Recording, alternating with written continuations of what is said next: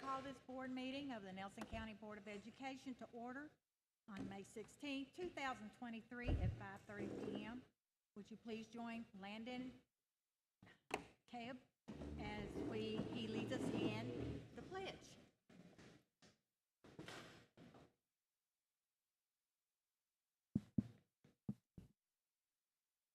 I pledge allegiance to the flag of the United States of America and to the republic for which it stands, one nation, under God, indivisible, with liberty and justice for all. Thank you.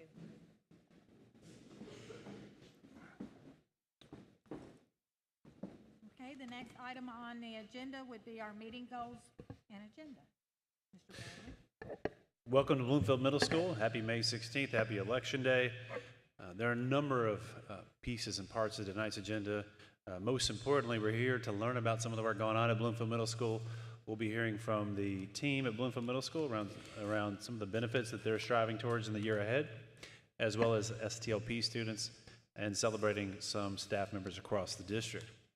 Additionally, we'll be evaluating strategic financial decisions based on some of the work we've been striving towards over the past couple of years through our tentative budget and other financial decision-making pieces. And lastly, our goal is to potentially narrow down facility planning discussion points as we head into community discussions about the future of facility options in the Nelson County schools. So lots of good conversation today. Okay, thank you. Next item is our student and staff showcase, and that would be led by Mr. Patterson.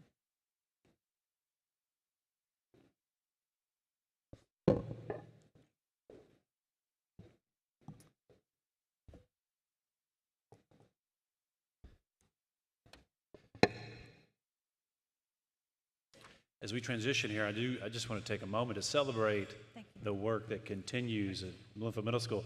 If you don't know Mr. Patterson and Miss Milby, they both commute quite a ways to work here at Bloomfield, and they have both continued to do really strong, remarkable work over the past couple of years, and we're very excited to hear about that work and the team here at Bloomfield tonight. So,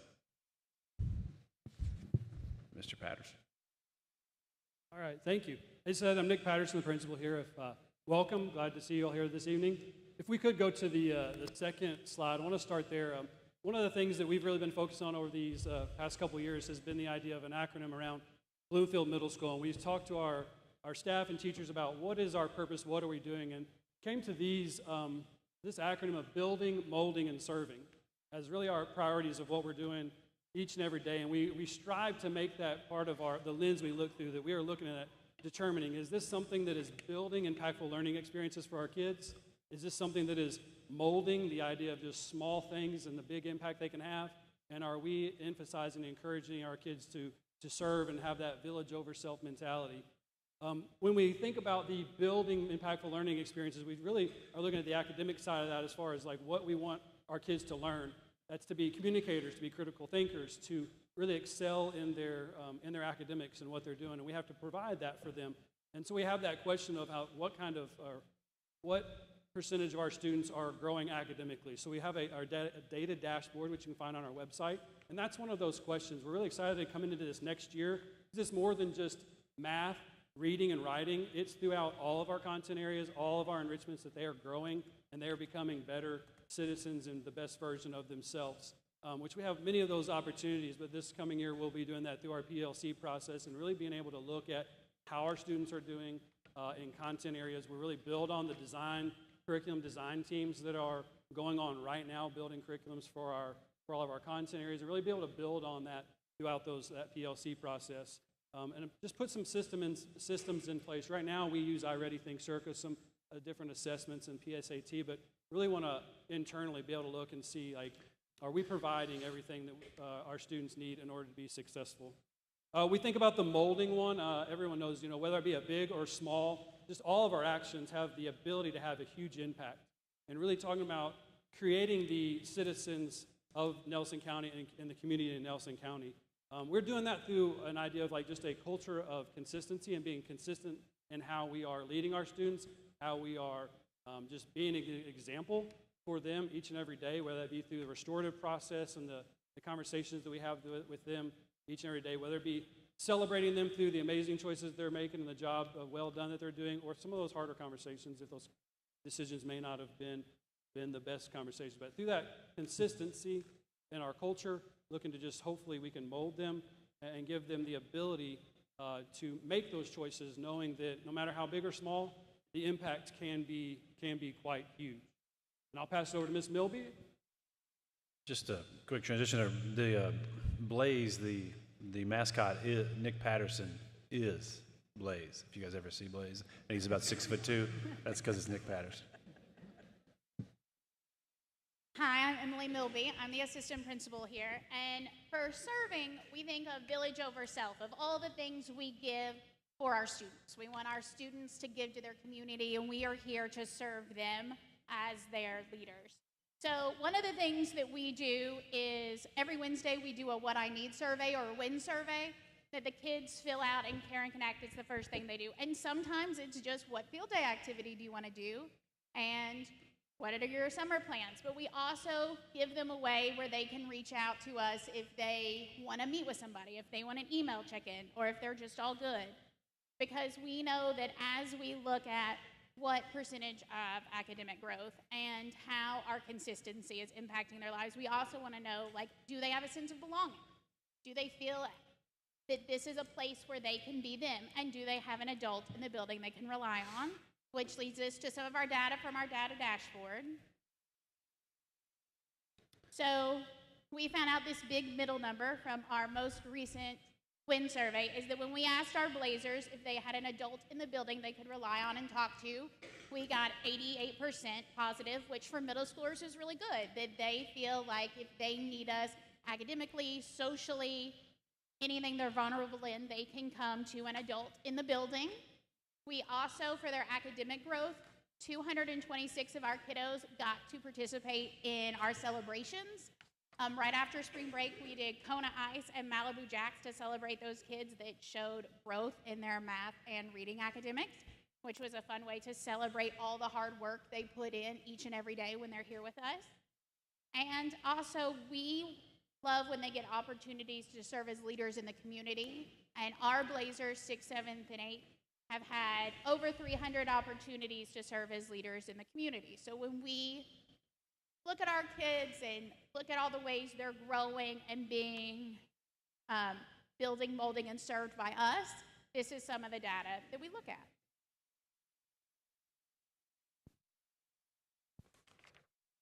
All right. One of those examples is of a student who is, I would say, is doing all three of those, just building an impactful learning through an impactful learning experience they had, taking something that might seem very small, but in reality has a huge impact, and it is definitely an example of serving. I'm going to ask for Landon to come back up. Landon led us in the pledge. Landon's a part of our SDLP team. Our SDLP team is doing some really amazing things throughout the school year under the leadership of Mr. Metcalf here at Bloomfield Middle School. They recently came back from a state championship where there were 13,000 students competing in different SDLP competitions. They brought back a first place in the state for a documentary they did on the culture of BMS and what the culture is like here through our houses and through our Flex Fridays and through our passion courses. And they also came back with second place in a public service announcement around depression and the impact depression has on our teens. So along with several of those are two areas they really shined in the state. We're really excited about that. What I'm going to turn it over here to Landon in a second. He's going to just talk to you about was really more of a side project. It wasn't something they took to state, but at the end of the day, I think this what he's going to talk to you and share with you about is really kind of heartwarming. Has a huge impact on at least one person within our community, and I'll let him go ahead and share. Thank you, Mr. Patterson. So, our side project, Maverick, this child, his name is Maverick, and he was diagnosed with I wouldn't say illness, he was diagnosed with cerebral palsy, which is a bone illness, and it affects his left side of his body and his left foot specifically. So whenever he is walking or whenever he is running activities, his foot is commonly known as foot drop, and his foot is at an angle instead of a 90-degree angle. So Miss Stone, the woman on the right, she approached Mr. Metcalf with the side project. So Maverick had a brace. If you could go to slide 3. This is a similar picture to Maverick's brace. It wrapped around his lower calf or his higher ankle, and this rigid plastic bridge right here, it would run down his Achilles, and it would rub against the back of his leg, and Miss Stone said that he had blisters and burns similar to carpet burn. So if you could go to slide 4, this is a picture of the computer, and these are the original 3 prototypes that Mr. Metcalf thought were the best. The one on the top right is my first prototype. These, among the dozens in the class, were the first 3 to be printed and tested on Maverick. If you could go to slide 5. These are the first 3 prototypes after being printed out. So if you could go to slide 6. This is me working on the original design. This is the second prototype. Ms. Stone came back to the class after testing the original designs and noticed that mine was the best, it worked the best, and she told us that she tested all 3 of them, and she gave us a lot of very helpful feedback. She claimed that as soon as Maverick started to run around, the brace snapped because of the thin design. So this, if you could go to slide 7, this is after the second design was printed out. She's putting it on Maverick, and she was a lot more confident that this design would work better because it was more sturdy, more just strong. Slide 8, this is Maverick after putting on the second prototype, and she noticed that it was working a lot better, and his foot drop was reduced severely after he was running around without tripping, because when he would run, he would trip over his foot and he would fall, and that's not very good for a toddler. Does anybody have any questions? No? All right, thank you for your time. I'm going to give it back to Mr. Patterson.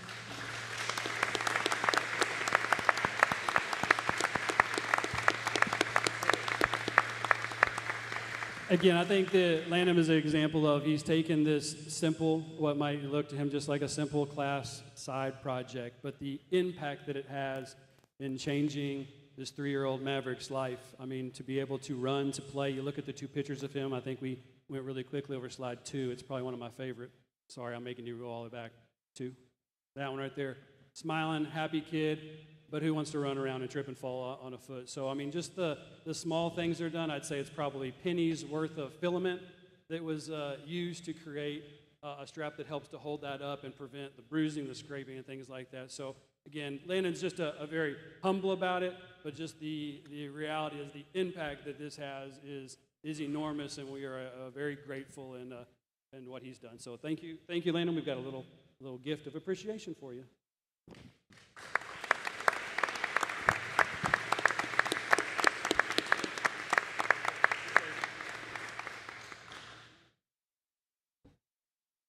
Great job.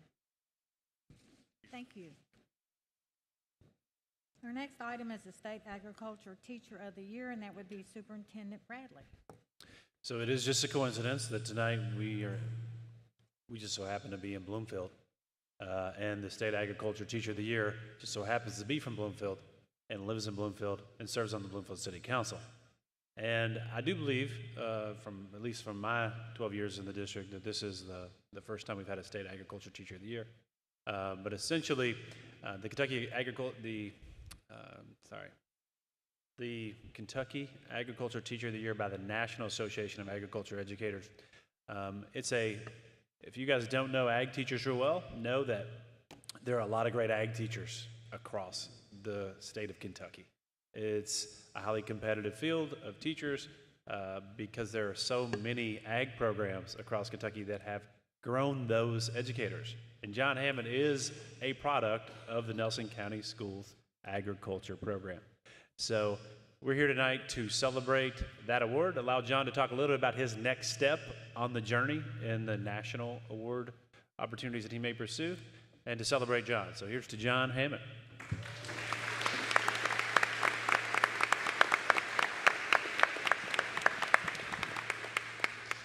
Yeah, I wasn't aware I was going to speak, but I'll talk to what what it's all about. So we have an opportunity as an ag teacher to fill out professional awards, and so I like to encourage our students to fill out these kind of awards for themselves in FFA.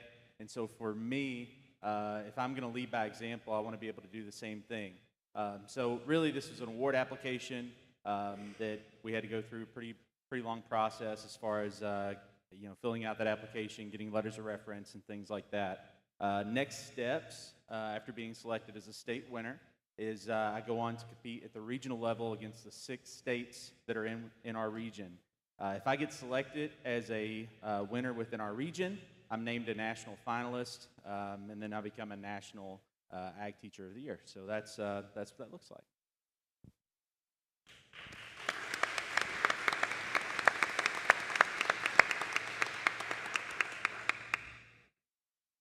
So John's also been in the district serving for 13 years, I believe, 15 years, and is now, for the last couple of years, been a part of the Agriculture Collab. And I think some of his colleagues are here tonight, some of his students are here tonight as well to celebrate John.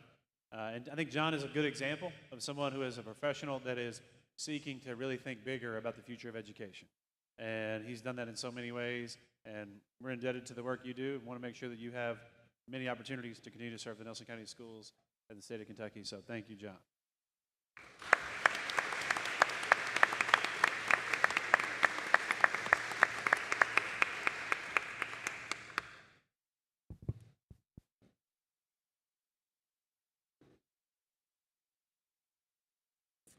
Our next item is our apprenticeship and presidential scholar celebration, which would be Teresa Henderson and Miss Laura Arnold.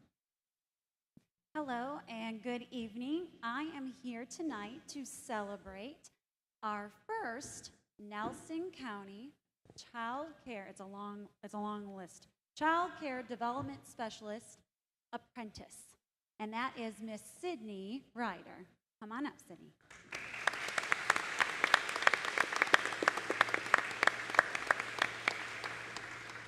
I have Miss Hoyes here as well because Miss Sydney has been with us for a number of years now at the Early Learning Center, and this in one way is the first of the doors to open to our Grow Your Own program. So when I was in the classroom at Nelson County High School, I had the privilege of teaching Miss Sydney, and I was able to extend the offer to her to be an apprentice along with one of her other colleagues at the Early Learning Center.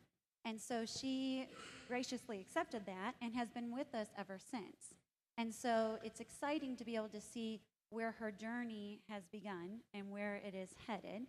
And I'm going to allow Ms. Hoyes to talk about how she has grown over these couple of years.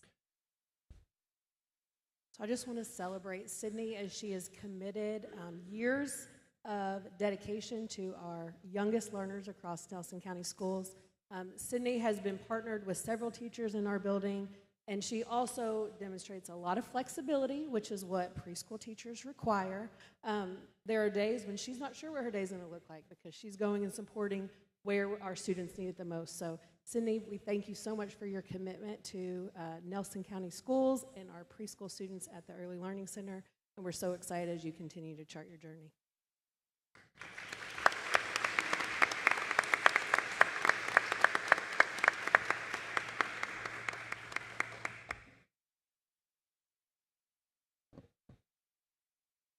And this is just a reminder, too. So we do have our celebration kick off on Thursday at Thomas Nelson High School at 5:30 for our 7 teacher apprentices that will be going through their own Grow Your Own journey with us coming along.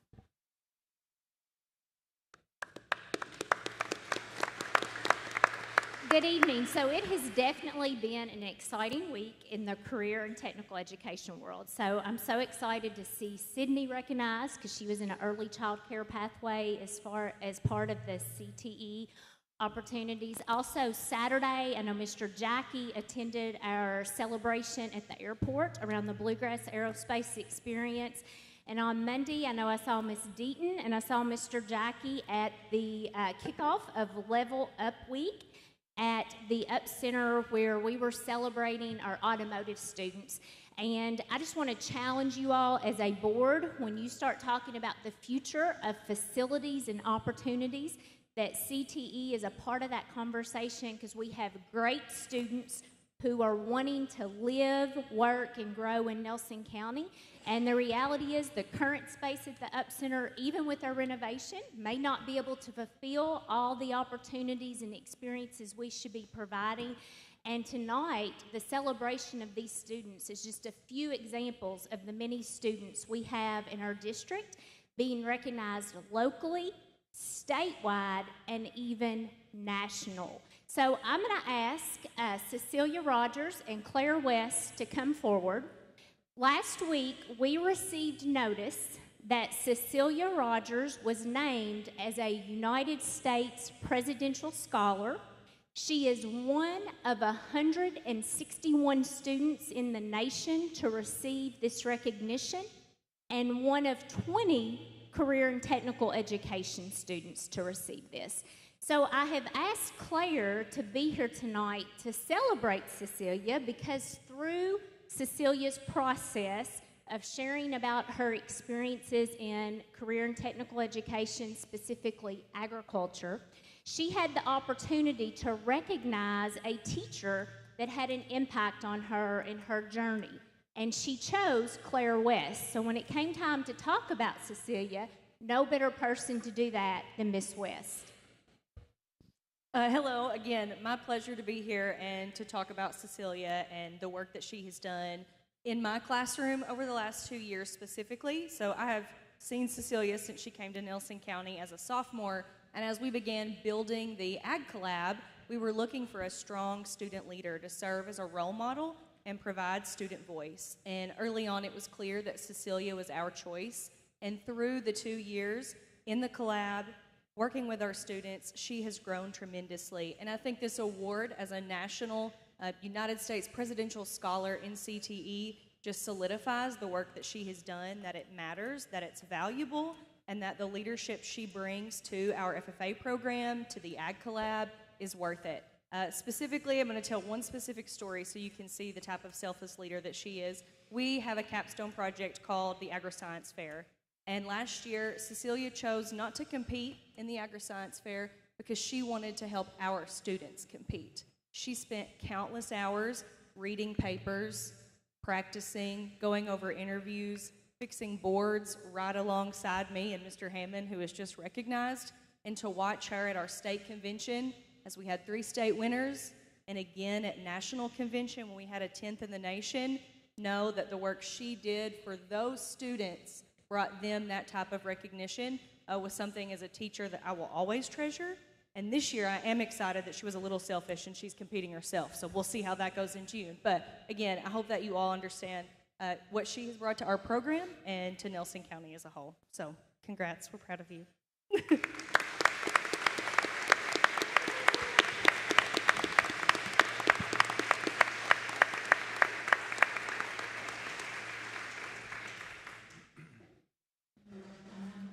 Okay, thank you. Great job. Great job. Next on the agenda is our guest comment.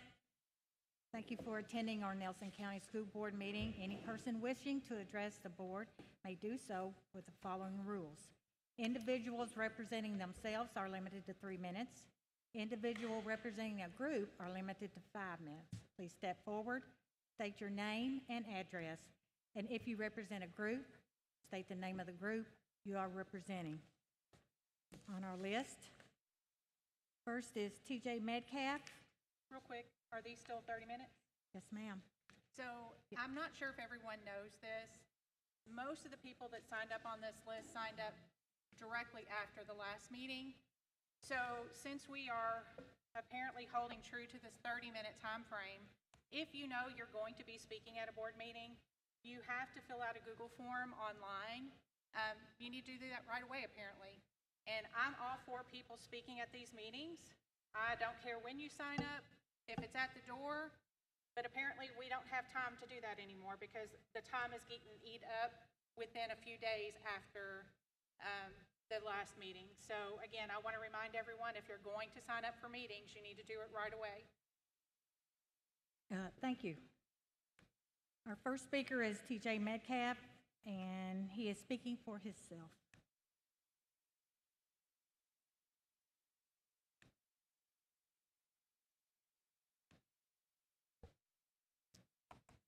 Okay, he's here. I saw him.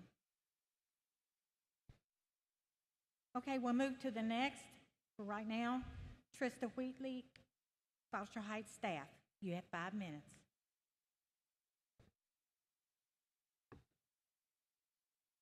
I didn't see her.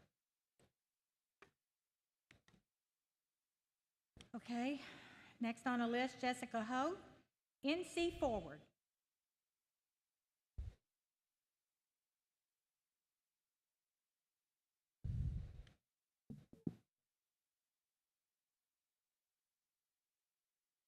Jessica Hogue, representing a group, NC Forward.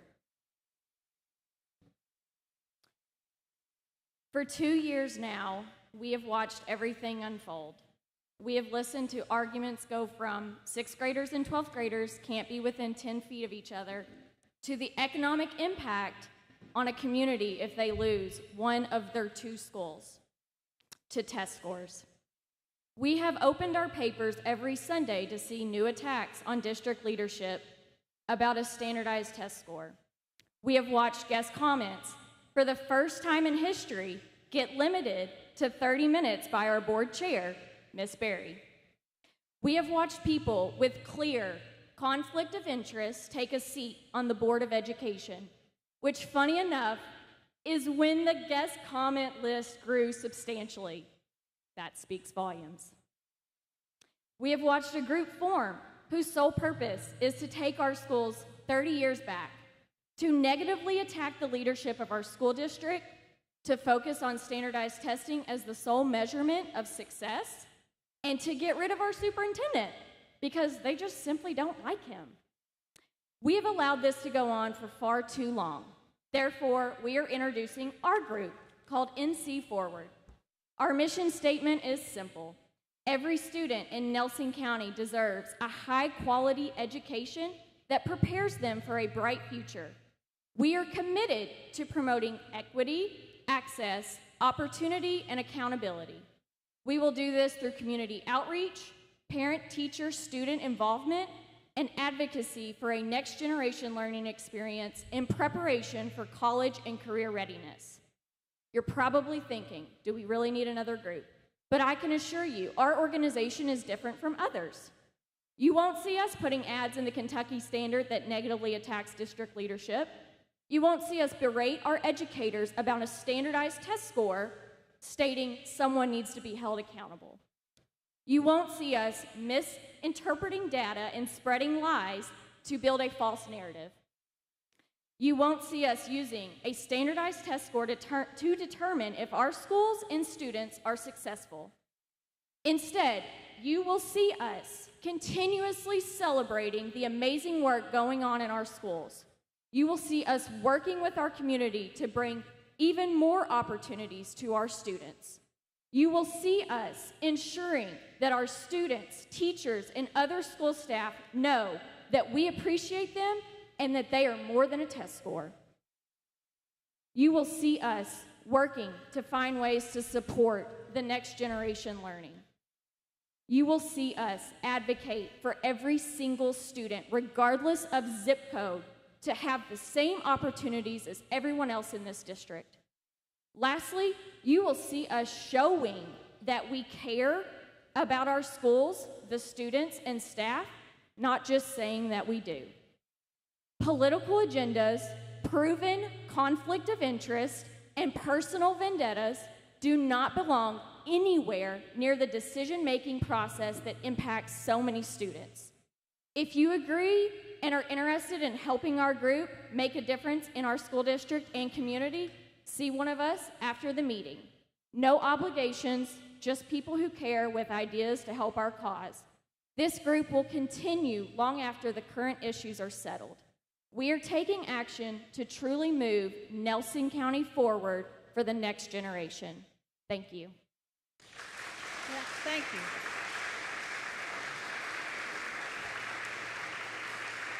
Next speaker will be Rebecca McGuire-Dye.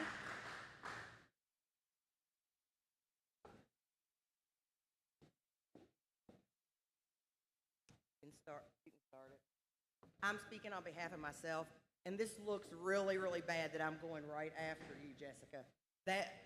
This was a random Google Doc, because what I'm talking about is about professionalism. And I do have a question for Mr. Norman. Mr. Norman, can you tell me in 20 words or less what your definition of professionalism is? What do you think professionalism is? You don't have to answer me, because like Jessica said, I know what it's not. And as a public employee who worked for the county, your records, your employment records, are subject to open record request. So I ask for all your professional accommodations, your recommendations, the awards you won. I don't have any of those to talk about. So I am going to tell you, because I'm not 100% convinced that you understand that professionalism, and I'm going to quote this because I know what professionalism was to me, and to me, professionalism is not about wearing a suit or what you do or where you went to school or anything. To me, professionalism is about ethics and holding yourself out as a leader. To me, being a leader has something to do with professionalism, but so now I'll quote, because my definition wasn't exactly the same. I just wondered if yours was closer to mine than the dictionary definition. It means conducting oneself with responsibility, integrity, accountability, and excellence. It means communicating effectively and appropriately and always finding a way to be productive. So I am asking that if, as members of the board, if we use words to disparage our teachers, our staff, call people unprofessional, I would ask that we know what those words mean, and as a whole body, as you're the body politic, we're the body voters, we should all have a common understanding of professionalism. So I wanted to speak to that. And in my last minute and 20 seconds, I'll get to what I signed up about. And that was, this is going to bore a bunch of people, so just go to sleep. Education is not a fundamental right under the Constitution of the United States. Know that. It's not a constitutional right. It's a right under the 14th Amendment. The Constitution of the United States, the Equal Protection Clause of the 14th Amendment, requires that when a state establishes a public school system, no child living in that state may be denied equal access to schooling. So, on notice, ACLU is on notice that in this district we have a problem with equal access and equity to all students. So I wanted to make sure you all knew that where I got that from, and that is where I got it from. I got it from reading about equal access. All kids living in the United States have the right to a free public education. Constitution requires that kids be given equal educational opportunity, no matter what their race, ethnic background, religion, or sex, or whether they are rich or poor, citizen or non-citizen. So I'm asking you as a board politics, to make sure that you're following the Constitution of the United States. Thank you. Our next speaker is Deborah Bocheski.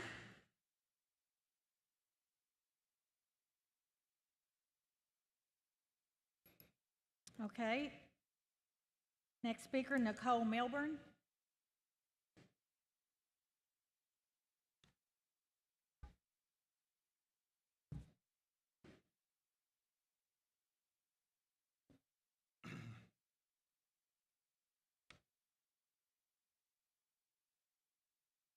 and she will be speaking for herself. 3 minutes, please.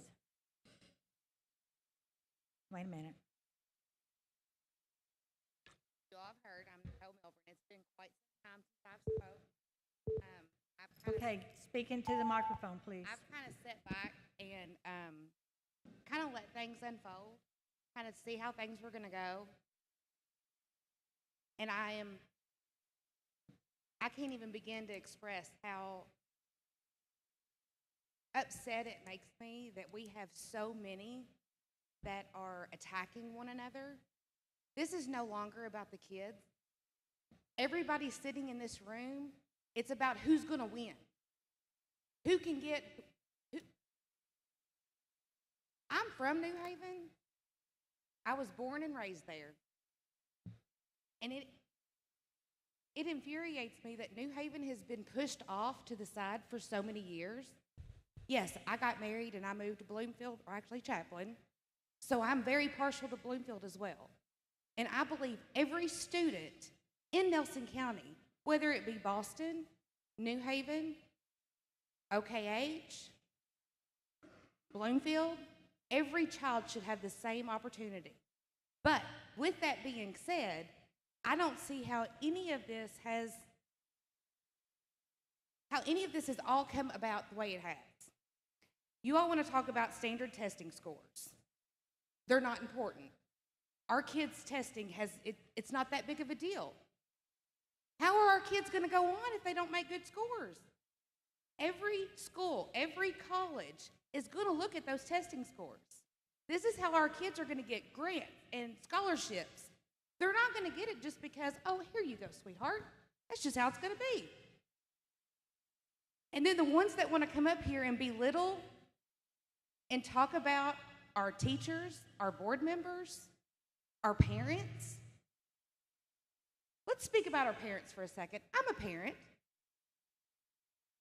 And if I recall, since we're calling names, Rebecca, you were on the board at one point in time. Yes, you were. And, you want to bring up Mr. Norman here? I understand. But at the same time, I do recall seeing a video of you talking about New Haven's parents so negatively that it was disgraceful. I mean, oh my goodness. But then you want to talk about Mr. Norman, and you want to talk about the professionalism? What about Mr. Damon Jackie?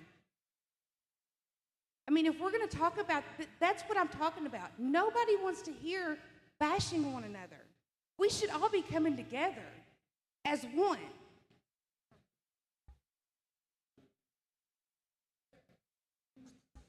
I said that's what I'm talking about. It is because everybody is wanting to throw everybody else down. It's ridiculous. Thank you. Thank you very much. Oh my gosh. No wonder we have so many kids leaving. Next speaker will be Jeannie Smith.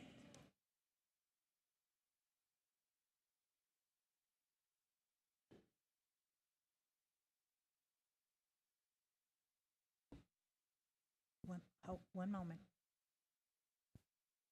And she's speaking for herself. 3 minutes. Go ahead. I'm not here tonight to talk about what building needs to go where and what transportation is going to look like. I'm here to talk about our kids' education. I have never been to a board meeting, only watched online, but as I watch, I think what an embarrassment to our school system. It has been pulling at my heart here tonight to be here tonight on behalf of my kids and I. I graduated from Nelson County in '96. My oldest graduated in 2021.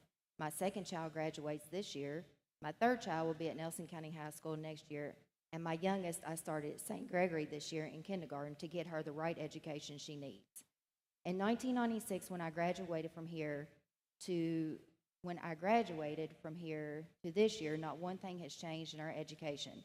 The only thing that has changed is we have a new high school, 2 new middle schools, a new elementary school. When my oldest graduated in 2021, she graduated with some of the highest honors here at Nelson County, but struggles so much when starting college. I blame our education. My second oldest graduates in a few weeks and still feels lost at what she wants to do. Because just like when I was here at Nelson County, it was basically you have to be a teacher or nurse, and it seemed that was it. And today my oldest is going to college to be a teacher, and my graduate This year thinks she wants to be a nurse because guess what? That's all they know. She has asked for help numerous times with college stuff only to get crickets. It is sad to see so many kids leave here and still be lost as to what direction they are going. When my kids were younger, they went through the wonderful stage of, we are going to teach cursive. Oh, no, we're not going to teach cursive. Oh, we are going to teach cursive. As all my kids were taught cursive handwriting by me. This is just a small example of how we need to wake up and go back to the basics of our education. How many times in life do you sign your name every day in cursive? Every day.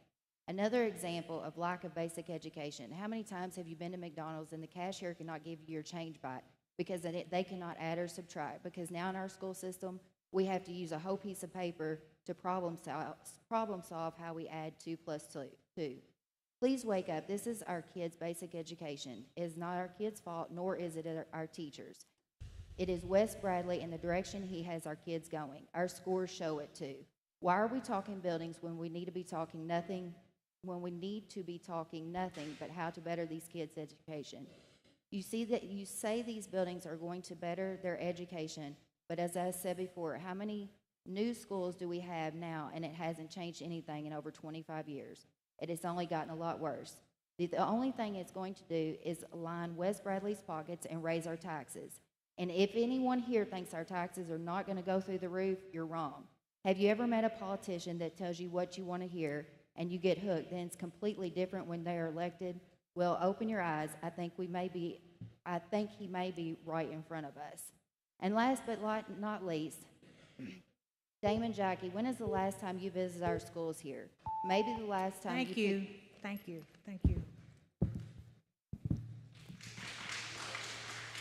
Our next speaker will be Bill Osborne. He's speaking for a group. The Osborne's 97. It'll be 5 minutes. 5 minutes, 1 moment.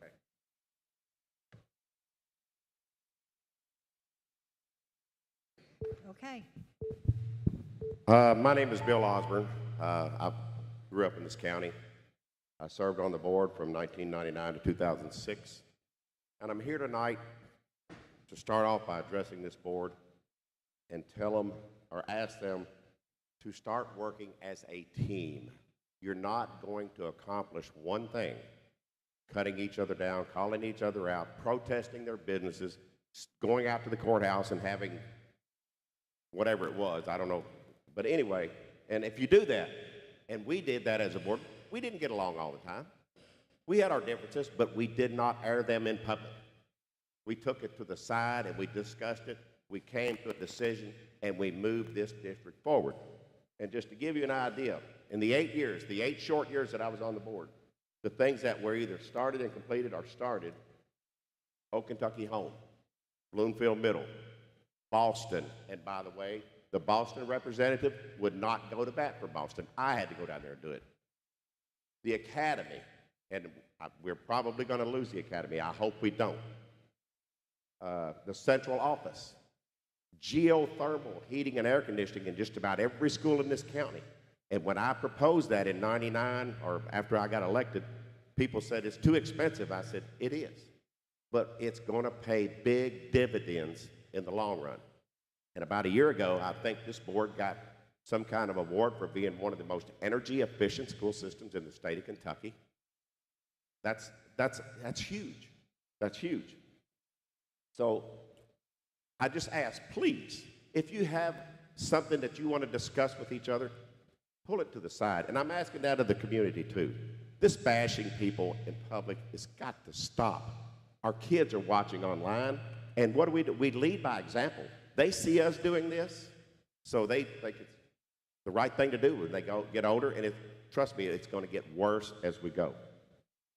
Now, the next thing that we need to address, and I think Ms. Bowling brought this up, we need to make the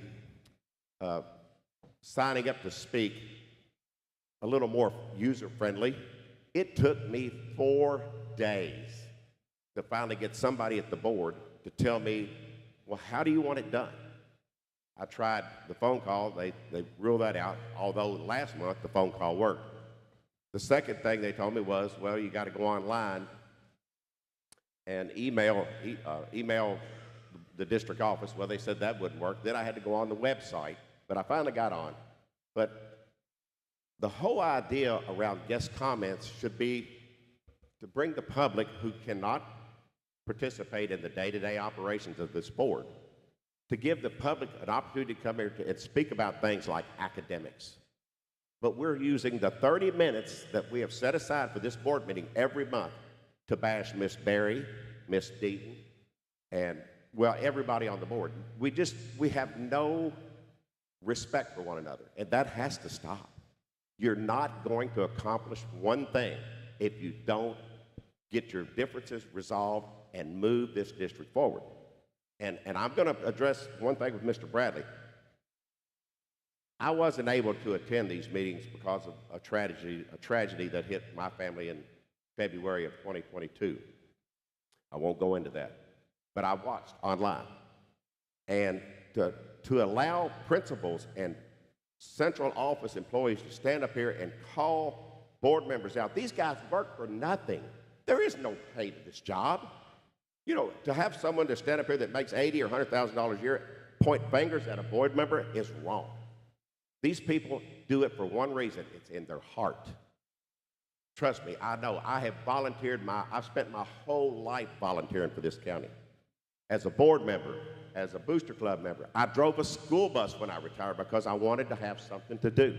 And I don't know if any of you have ever drove a bus, but it's pretty tough to get up at 6 o'clock in the morning when it's 10 degrees outside and go fire up a bus and sit there for 30 minutes while it warms up.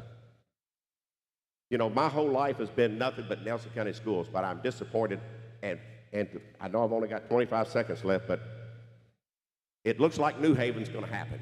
We need to address the elephant in the room, and that's what's going on in our classrooms. We've got great teachers. We need to get these test scores up. We need to put our kids first. Thank you so much. Thank you. Thank you. Our next speaker is Laura Barnett. And she will be for herself 3 minutes. 1 moment.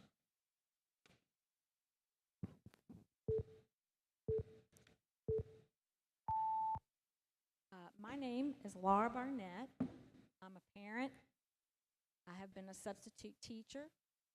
And I came tonight to talk about some things that have been on my mind.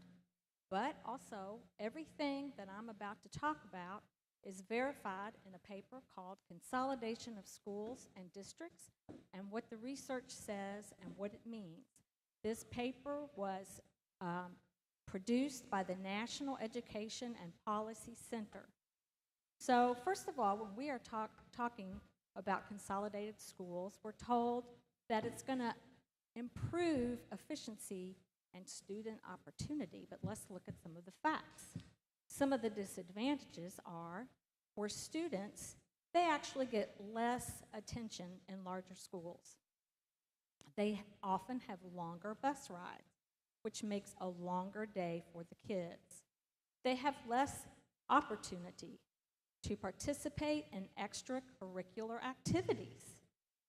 And there is increased competition for limited spots. For the schools, there's increased barriers for families to volunteer and visit classrooms and attend parent-teacher conferences. These benefit both the schools and the students. In a size of school study, it was found that there is lower student achievement in larger schools.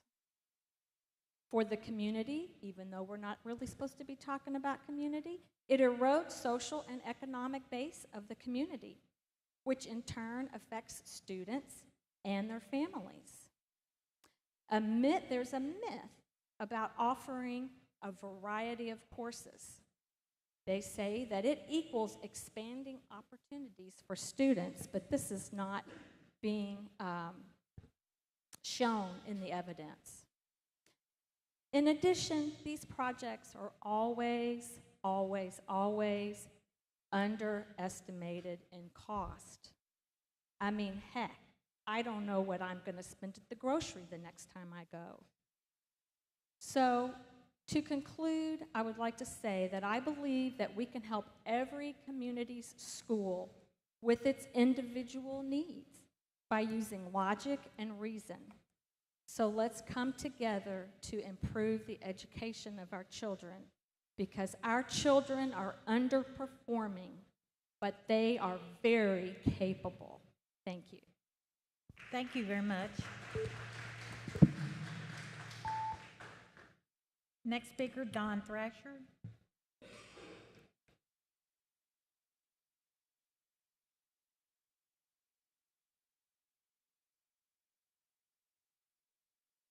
Oh, I thought they was here. That's it.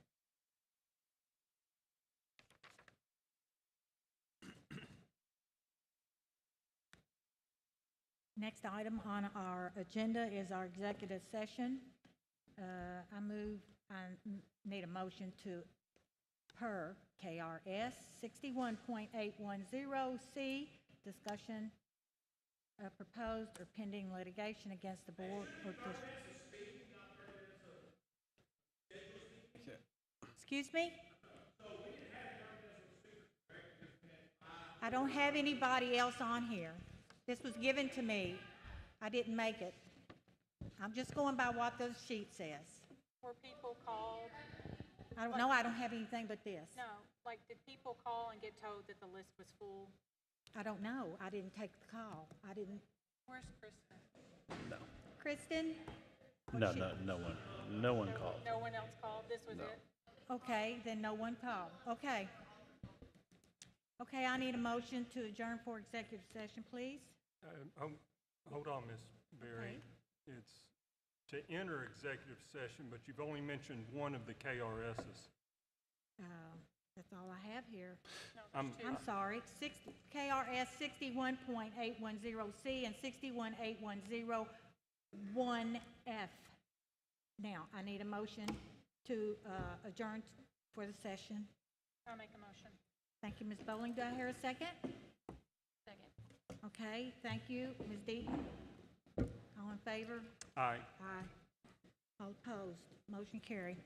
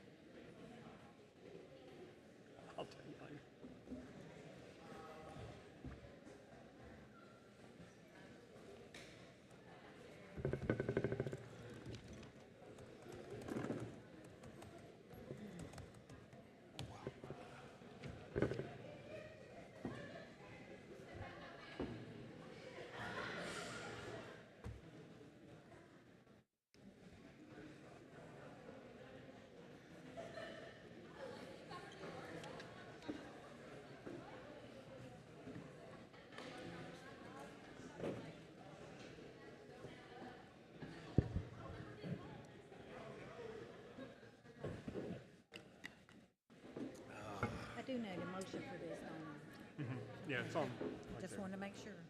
Yeah.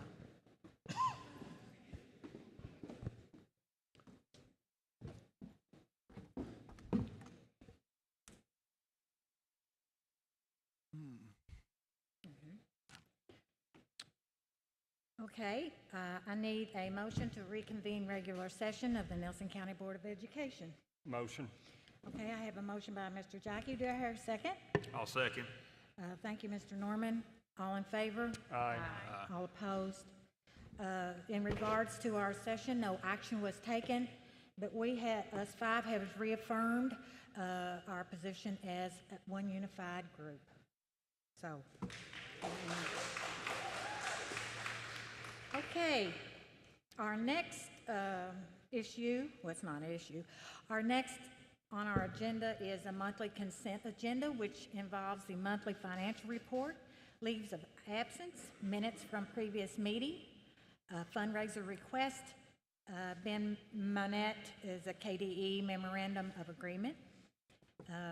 We had an overnight out-of-state field trip request by Thomas Nelson and Nelson County Ag, again, Ag. Okay, Washington County, D.C., Thomas Nelson Basketball, Thomas Nelson Basketball 2, and contract renewal with West Band Co. Okay, and our principals combining budgets here. Okay, do I hear a motion to approve? Motion. Thank you, Mr. Jackie. Do I hear a second?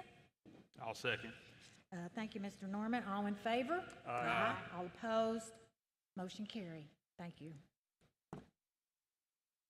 Okay, our next on our agenda is the personnel notification, and that the board acknowledges receipt of personnel notification.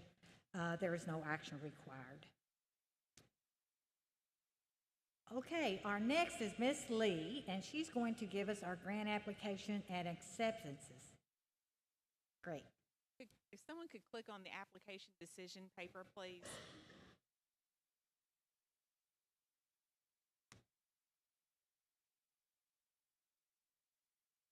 So the first item on the decision paper is we have been invited to join Western Kentucky University in a grant application that they will be making for a federal program that supports the development of career pathways. And in this particular instance, it would support our teaching and learning apprenticeship program. And if the grant is awarded, we would be signing on as a partner with them. It would result in benefits to our Nelson County students that would provide those teacher apprentices with tuition scholarships to cover the duration of their educational program. It would also support our own expense or resources toward teaching and instructing, so any training that our teachers would need to support that, and also time to dive into the professional learning aspect of that apprenticeship. So that's the first part. So we would be not applying for the grant, but we would be joining them as the key partner on that grant application. In order to do so, we have to sign an agreement stating that we are a partner. And the second grant we are seeking to apply for is the Healthy Meals Incentive Grants. This is for small and rural school districts. The amount is $150,000, and I'm asking for permission to apply for these two grants. Okay, so there's two parts to this. First part is the move that the board approve the grant application as presented, correct? Yes, and the second will be a different discussion. Yeah, the second one is the, Accepting a grant. Okay, because it's hard to hear from there to here. The second one is acceptance paper, correct? And you're going to tell us about that? I think Yes. it's also, That's what I'm second saying, grant. yeah. Okay, do you want to go ahead and, We do need to make a vote, or take a vote, a motion and/or vote to submit those grant applications. yes, I need a motion to, for the application decision paper, I need a motion to let that application ride. I'll make a motion. Okay, thank you. Ms. Bowling, do I hear a second? Second. Thank you, Ms. Deaton. All in favor? Aye. All opposed? Motion carried. Now you can go to it, yes. We received word a couple of weeks ago that we were awarded from Kentucky Department of Education the Equipment Assistance Grant for school cafeterias. And we had applied for several schools, and Boston was awarded a $25,000 amount to replace the dishwasher there. And it is intended for dated equipment that is outdated to be replaced. It is a competitive application based on how well you describe what your need is and what you'll use. But we've been awarded $25,000. So I'm asking the board to accept that grant. Oh, I can imagine we're going to, I need a motion to accept that grant of $25,000 for our lunch. Motion. Thank you, Mr. Norman. Do I hear a second? I'll second. Thank you, Ms. Bowling. All in favor? Aye. All opposed? Motion carried. Thank you. Thank you, Ms. Lee. Our next on our agenda would be our student teacher MOA, and that would be Shelby Cundiff, Whitney Klein.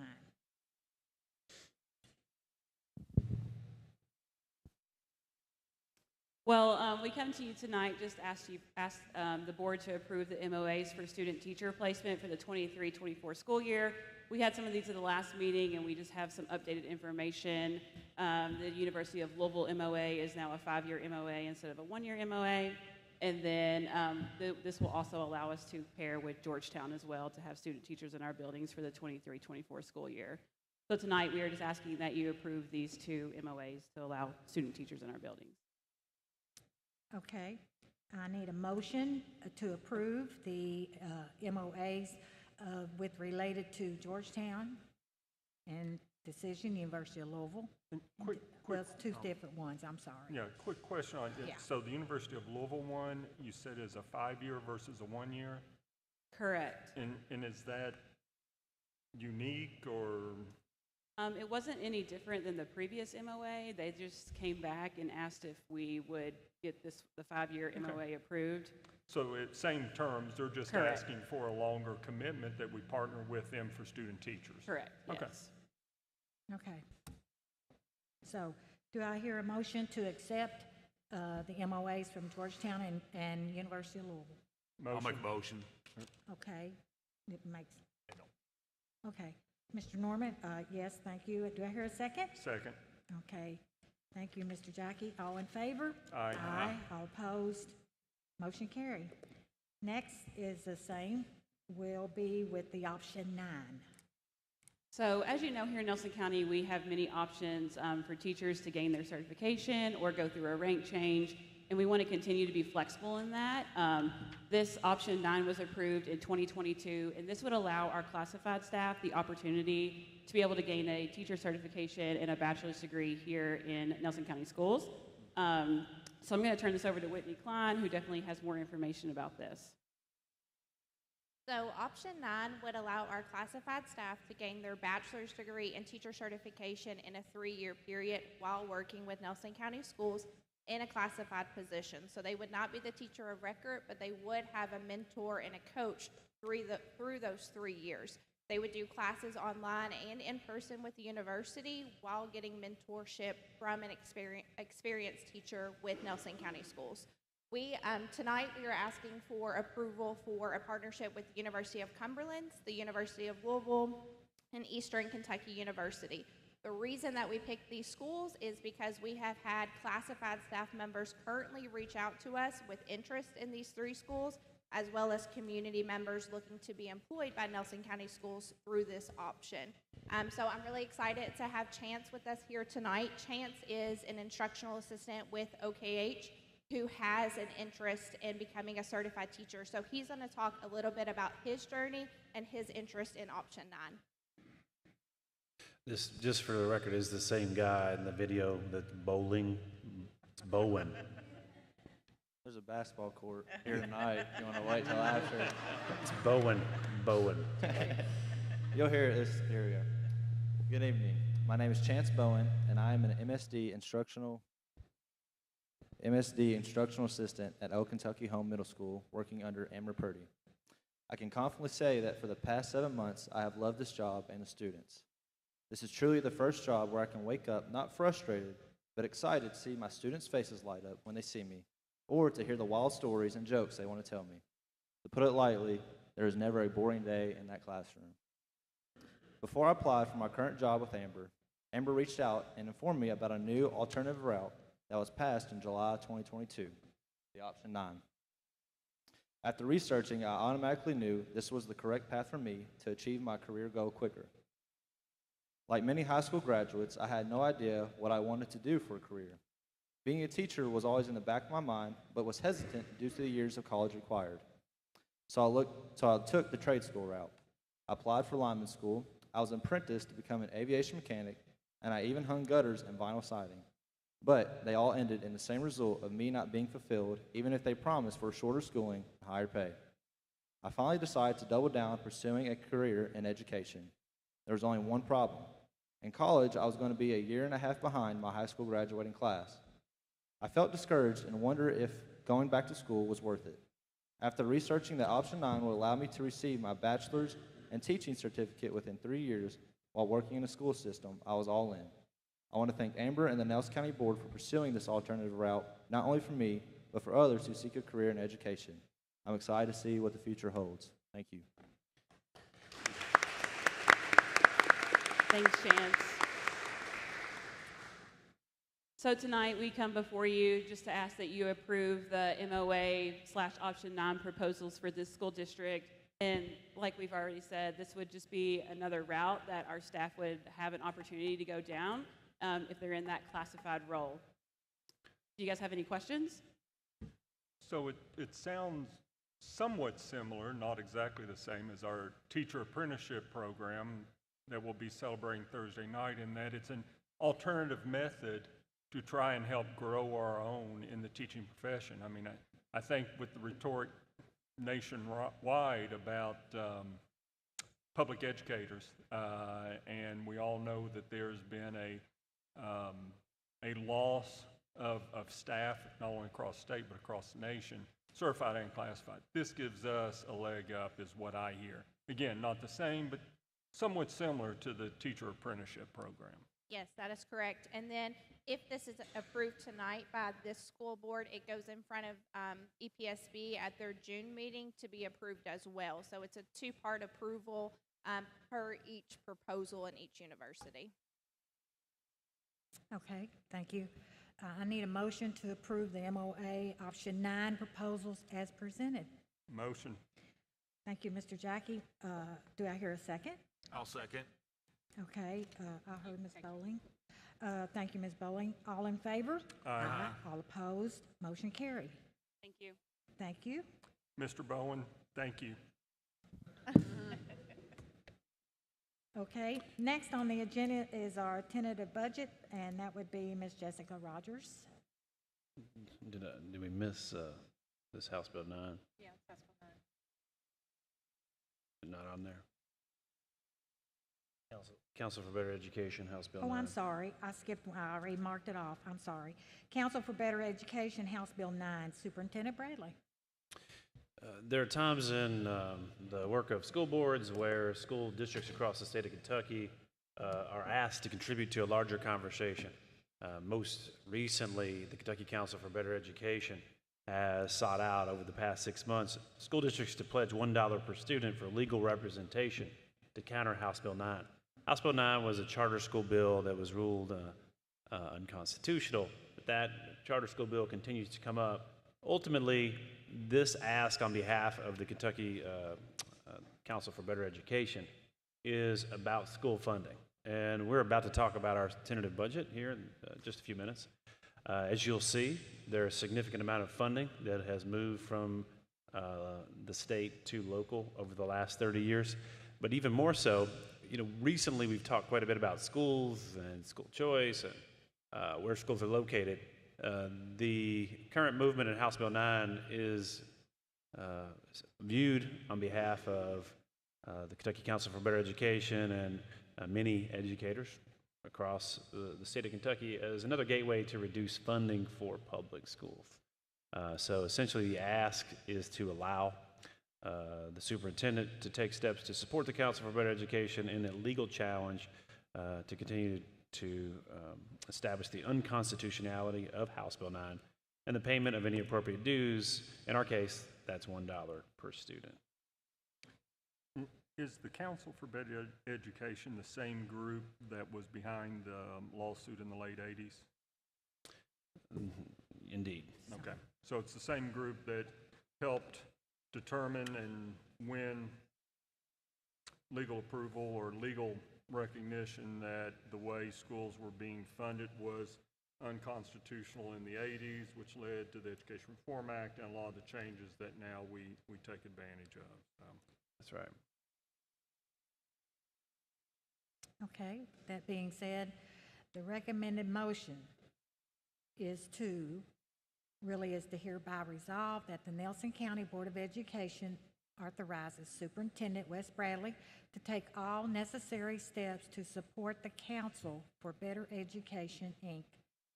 in its legal challenge to the unconstitutionality of House Bill 9 and the payment of any appropriate dues or assessments related to this school district's membership in CBE or its support of the referenced legal challenge.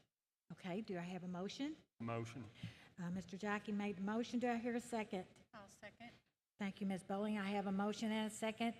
All in favor? Aye. All opposed? Motion carried. Thank you. Now we have to our tentative budget, and that would be Ms. Jessica Rogers.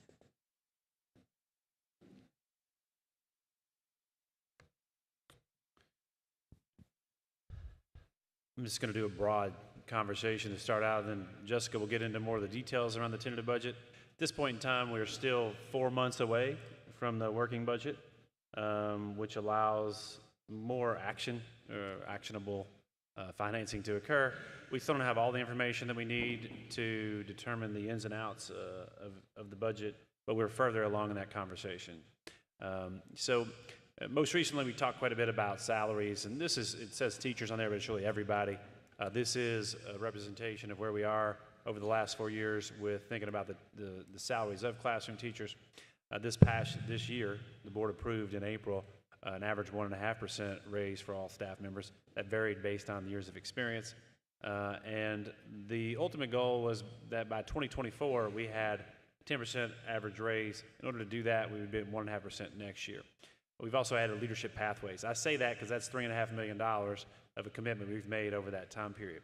Additionally, we've continued to extend and expand wages for all of our team members, whether that's in facilities, transportation, cafeterias, and beyond. We've done that also while continuing to face some of these unique challenges. I think these three pieces here, just a reminder, local property assessment continues to increase. That means the value of Nelson County Schools property continues year after year to increase due to investments, also just to home values. We expect currently to lose $1.2 million in SEEK funding. That's a byproduct of approximately a $400 million increase in local property values. We also will be seeing a federal phase out of about $2 million in FY 2025. That's about a year away. This is not doomsday. It's really just the reality that we want to make everyone aware of.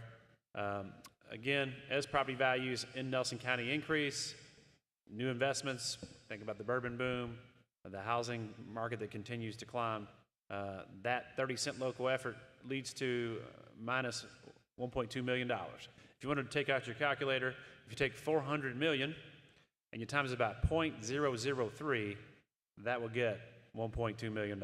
That's how the math works. This is a graph that shows the shift from state funding to local funding, and this is not that long of a period of time. That's a 10-year pattern. If you go back 13, 14 years, it's even more exaggerated. You can see that due to property values in Nelson County decreasing, that our state funding has continued to radically decrease. As a byproduct of that, local funding has offset that. As of fiscal year 2022, this data is the most recent data we pulled from KD's website. State and federal funding in the state of Kentucky, students in school districts across the state are receiving approximately 38% more federal and state funding. So at this point in time, I'm not going to go through all the weeds of this, but there are a number of commitments we've made around salaries. How much will we continue to be able to do that? What do employees need to continue to grow and be supported as we think about academic foundations? What decisions are we going to make with facilities, and how will that impact financial and human resource costs, whether that be actions we take or don't take? And then lastly, how do we continue to work with our community to build a bridge in partnership, both in programs and in human resources, as we've continued to see? And as we've said for the last few years, we know we've continued to repurpose and reallocate and consolidate and unify. Those are two pieces of the puzzle. Jessica tonight will get into a little more of the weeds of this as we think about where we are in the tentative budget cycle. So as you know, in January, I came to you with the draft budget. That is just the start of the budgeting process. And now we're at the second step, which is the tentative budget. This budget will actually have to be submitted to KDE once it's approved by you all. It's important to note that all of the talks about strategic staffing and goes into this budget, but not in such detail as it does in the working budget. In the working budget, we'll actually know the exact salary cost, and that will be able to be reflected in the working budget, which is much more accurate than the tentative budget. This budget is over $1 million less than last year's budget, and I actually think that the working budget could possibly be even more, well, not more, but less than the budget for this year. You want to go to the next slide? So we don't know a lot of things still. We don't know what the property taxes will be exactly. We have projected them, and we don't know what our SEEK will be exactly. It has been projected. I would like to note on this slide that everything is projected, like where we think we'll end the year and then where the budget will probably be. But it's important to note that we usually end up below budget, and hopefully that's always the goal, but we will see. As I said before, it is a best guess at this point for property taxes and for the SEEK. I have hopefully optimized our money, and we should end the year about the same as we did this year. That's the goal, but it's important to note that the fiscal year 24 budget is still cushioned by ESSER funds, and fiscal year 25 will not be. So we will really have to focus in on that and plan for that. Because as he said earlier, we will lose about $2 million of ESSER funding in fiscal year 25. And as we stated, we've already begun some of that checks and balances process. We reduced $1.8 million in a number of areas, but we increased approximately $1 million in overall staffing costs as we looked at raises and summer leadership pathways. So although, that's what I was trying to say, I'm sorry. Although this looks like expenses might be up or revenue be up, it is not compared to last year's budget. This is just compared to actual figures. You said that you all had actually, this budget was actually $1 million or so less than last year. Can you kind of let us know what the savings are this year? Well, it's savings, but it's also in like the revenue part of it. But our big goal has been shifting things from general fund to other funding sources, to utilize our Title I money more, to utilize any grant money that Karen Lee gets for us. Any of that helps tremendously. Anything we can take off of the general fund at this point, we are trying to do. So that's where a lot of the expenses have been cut. But I will say I went through all of the operational costs. We did a lot of analysis of what's like, I mean, obviously some things are more expensive next year than they are now. We all know that. But there are a lot of places that we could decrease operational cost, and we did that. So there's a part of that then that is based upon soft money, meaning money that's not, as you said, in the general fund. Yes. So that $1 million plus less of the general fund budget is more so based upon, well, we're trying to find other areas that can help offset that money. Yes. Again, and that's why I term them as being soft money, money that we don't know for sure would be there in the future, like the ARA money, which we know won't be there, or the grant funds, which we know just come as they may whenever we apply for them. Correct. And we also, there were some ESSER funds that expired at the end of fiscal year 23, so we had to absorb some of that too, to make up for that. And then next year, like I said, we won't have any ESSER cushion, which is a big deal. We've reduced the number of overall staff members in the district. I mean, that's a big part of the reduction in costs. We've also reduced operationally. So it says the operational projected is 9.6 million.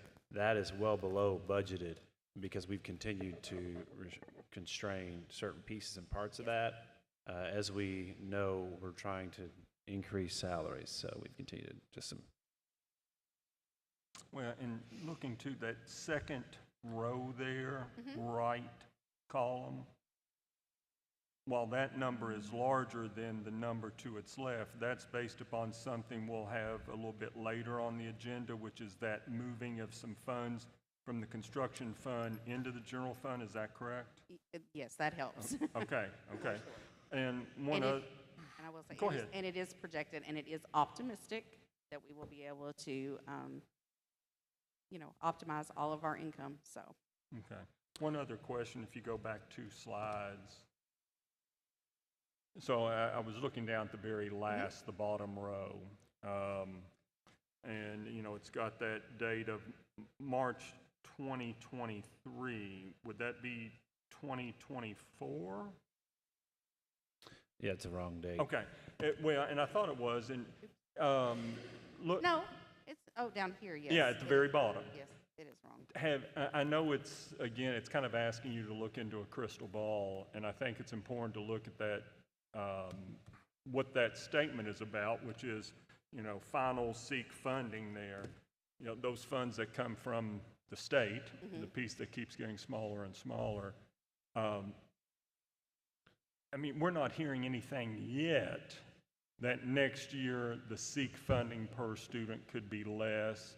It's just that we won't know until around that time next calendar year if all of a sudden seek funding does get reduced, which then means you will have to work with staff to scramble real quick and find some other places to cut funds. Yes, you're exactly correct.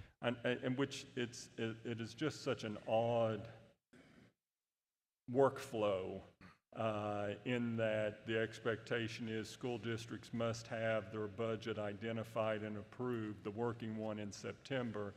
Yet there could be something that comes up, 6-7 months later, that all of a sudden we have to go back and in the last few months of the budget year make big cuts because all of a sudden the state says seek funding has been cut. Yes. Okay. But we don't know. Now, we don't know, do we? And I believe in July we will get another seek. Doesn't seek come out in July, I believe, and that will help with the working budget. But just as you said, in March of next year, that could all change. Yeah, and sometimes we may hear that, in March there's going to be a 10% cut to that last seek installment, but what that really means is it's a much greater cut because you're looking at the entire year that you have to go back and look at. And we're still going to maintain our contingency fund all along. The contingency has not changed at all in this budget. Okay. It's exactly the same. Because that's the important thing, just in case something. Yes. It's exactly the same. Yeah. And this also has the support built into it financially to continue with that long-term goal that we've had as a board on raising salaries across the board, correct? It's going to be board decisions. There's going to be right. checks and balances. Right, but it does give us the ability to do that. Yes. Okay. Depending, I went to a class last week, and he said every finance question, the answer is it depends. So sure. It depends. Sure. The board body politic may change a priority, but this tentative budget is built upon the presumption that we would be able to continue that commitment that we started several years ago. Say yes, please. It depends. It depends. It depends. No, I It get it. depends. It does depend. I mean, that's It just where we're at. Yeah. Okay. That is the goal. That is the goal. That- That's a that- good one. That's a good way one. to say it. That That's a is the good- goal, that we're able to continue that commitment, Yes. so. Okay. Okay, any other questions? Okay, do I hear a motion to approve the 2024 tentative budget as presented? Motion. Okay, thank you, Mr. Jackie. Do I hear a second? I'll second. Thank you, Ms. Bowling. All in favor? Aye. All opposed? Motion carried. Aren't you glad? Yes. That's a lot of work. Yeah. Our next one is the audit engagement letter and contract approval. So tonight, I'm just coming to you to ask you to approve the engagement letter and the contract with the same auditors we had last year. They presented to us in January, I believe. They were excellent to work with. They were very understanding with the transfer from Amy to me. We had lots of obstacles to overcome where I had not been here that year, and they were sick, I was sick. Everybody was so easy to work with, and I was just super pleased with their outcome. And I would just ask you to please approve that we can engage them again for this year's audit. Was last year the first year with them? Yes. Okay. It was. And they are so super helpful. I contact them all the time and ask questions, and they get right back to me. They're wonderful. Well, Good. I mean, I know in the past, Mr. Hawkins-Smith and Ms. Owens both had said it's always that good balance of having someone as a partner for a couple, 3 years, and then possibly looking at someone else so that they can then look at things through a different lens. But since this one here, it's only their second year, Yes, that puts us in that kind of time frame. It does. Yeah. Yes. Are there any questions? I need a motion to approve the fiscal year audit contract with Patrick and Associates. Motion. Okay, Mr. Norman, thank you. I have a motion. Do I hear a second? Second? Second by Ms. Deaton. Again, thank you. All in favor? Aye. All opposed? Motion carry. Next is our revised BG1, TNCC, and NCCC. That would be Ms. Jessica. Jessica, I spoke to team members a little bit about this. This is really a conversation Jessica was on the periphery of when we originally started it. But in early 2022, Kentucky Department of Education required any athletic cost be integrated into the BG1, or they wouldn't approve the BG1s. That has since changed in the way districts can go about that. We never intended to spend over $2 million on athletics through the general fund, but part of this was transferred in the budgeting process in September. So the board approved a budget in September that relied upon this money coming back to the general fund. And that's really all this is. So all this does is it revises the original BG1s and it transfers money from those BG1s from Thomas Nelson Community Campus and Nelson County Community Campus that were originally for athletics to the general fund. I revised both BG1s to reflect the amount that was budgeted for fiscal year 23 so that we can move that money back to the general fund. That's all that changed on them was the funding sources. So it's more of a procedural type of issue. Okay. Absolutely. Okay. Any more questions? Do I hear a motion to approve the revised BG 122-345 Thomas Nelson Community Campus and a BG 122-346 Nelson County Community Campus as presented? Motion. Thank you, Mr. Jackie. Do I hear a second? I'll second. Thank you, Ms. Bowling. There's a motion and second. All in favor? Aye. All opposed? Motion carried. Thank you, Ms. Rogers. Thank you, and thank you for celebrating my daughter. I appreciate it very much. Okay, our next item on our agenda is the next strategic decision-making, and that would be the facility financial planning, Ross Sinclair and Associates. So we'll welcome Dwight Salisbury and Lincoln Dinehart here from Ross Sinclair and Associates. Ross Sinclair and Associates have served as a fiscal bonding agent for the Nelson County Schools since 2001. They were asked to be here tonight to provide a financial overview of the Nelson County Schools facility funding. Thank you, Mr. Bradley. You saved me the trouble of introductions. I'm Dwight Salisbury, and this is Lincoln Theinert. As he mentioned, we're with RSA Advisors, and we are pleased to have worked with Nelson County Schools for a number of years. A little background on our firm. We are a registered municipal advisory firm. We're registered with the MSRB and the SEC. We have 6 members on staff who have the licensing required to do that. We also have 2 former school superintendents in Kentucky who work on our staff.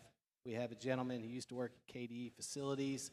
We have Dr. Tarvin, who for 20 years was the head of SFCC. So really the bulk of our firm and most of our experience is geared towards Kentucky school finance. We work with a little over 60% of the districts in the state, large, small, east, west, north, south, rural, urban, kind of everything in between. So it's really our experience across the state that's able to help clients like you all. And we're pleased to have done that since 2021. Together, we've worked on about $153 million worth of projects. We've been able to actually refinance 10 bond issues and save you about $4.6 million. So we have a broad experience. I mentioned Dr. Tarvin. You know, the nature of our business is working a lot with the legislature, working with KDE on some funding issues. Dr. Tarvin was able to work a few years ago to get additional equalization put on for those districts who had a nickel that at the time was not being equalized by the state. So for you all, that meant your third growth nickel was able to get equalization that prior to that it wasn't eligible for. We're about to enter into an exciting time with Nelson County. Go to the next page. You all are really on the cusp of a great situation for facility funding. You currently have the 4th highest per pupil facility. I wanted to make sure I could get through that. Per pupil facility funding in the state. You have a great opportunity to be able to provide the funding needs that you need to for your district. I want to take a minute and talk about, you know, in the previous presentation with Jessica and your budget, you talked a lot about monies going in the general fund. What we're going to talk about in the facility funding side is what's referred to as your restricted funds. It's your Fund 320, your building fund, and your Fund 310, your capital outlay fund. By statute, those can only be used for capital projects. You can't use those for any instructional needs. You can't use them for salaries. You can't use them for utilities. You can't use them for your transportation costs. They are required to be used for capital projects. So when we talk about facility funding, we make sure we're focusing on those funds and those revenues that can only be used for capital projects. We're not talking about using general fund money for this. Another thing that our firm does, and really our role, is not necessarily to dictate what you spend your funding on. It's to help you come up with the best mechanism, the best plan to do it. We're constantly in communication with Mr. Bradley, with Jessica, you know, what opportunities are out there. One of the ones that we've mentioned is you all have an outstanding SFCC offer of assistance, School Facilities Construction Commission. Those of you that have been on the board a while know you get those offers of assistance every 2 years. It's basically a pledge by SFCC to pay towards a bond issue that meets their requirements, bond issue that's in one of the highest priority categories on your facility plan. The offers are good for 8 years. Your 2014 offer will actually roll off if you all don't take advantage of it by January of 2024. That offers $21,439, so you would lose about $280,000 worth of bonding potential if you were to not utilize that offer by January of 24. Go to the next slide. What this chart is going to show you is basically the idea behind your bonding potential and how it's calculated. I mentioned your restricted funds, your Fund 320 and your Fund 310. That's represented up here by the green line, roughly about $6.6 million. The blue columns down here is your previous issued bonds. These are the payments that are currently outstanding. You can see we stay pretty steady through 2030, falls off in 2031, and then ultimately ends after 2036.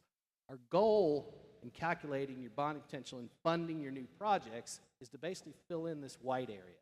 We're going to stay below your restricted funds. We're only going to use your restricted funds, and we're going to fill in this area to fund your new projects. There's a couple different ways to do that. The primary way is we want to look at what your current revenues are now, but we also want to keep in mind potentially looking at increases in your restricted revenues. Go to the next slide.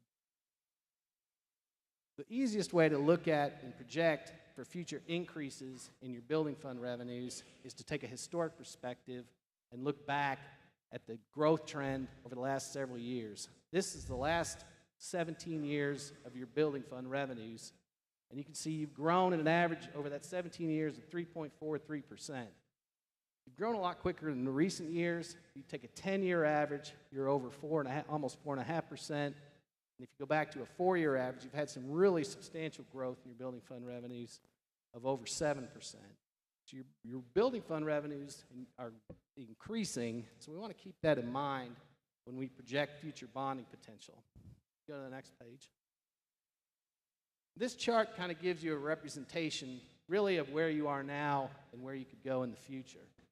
This number here, $50,885,000, that's your current bonding potential. It's kind of a static number. If you think back to that chart, what that would be doing is filling in that area, filling in all that white in that chart, below the green line, so we're not using any of your general fund or anything, we're using just your restricted funds.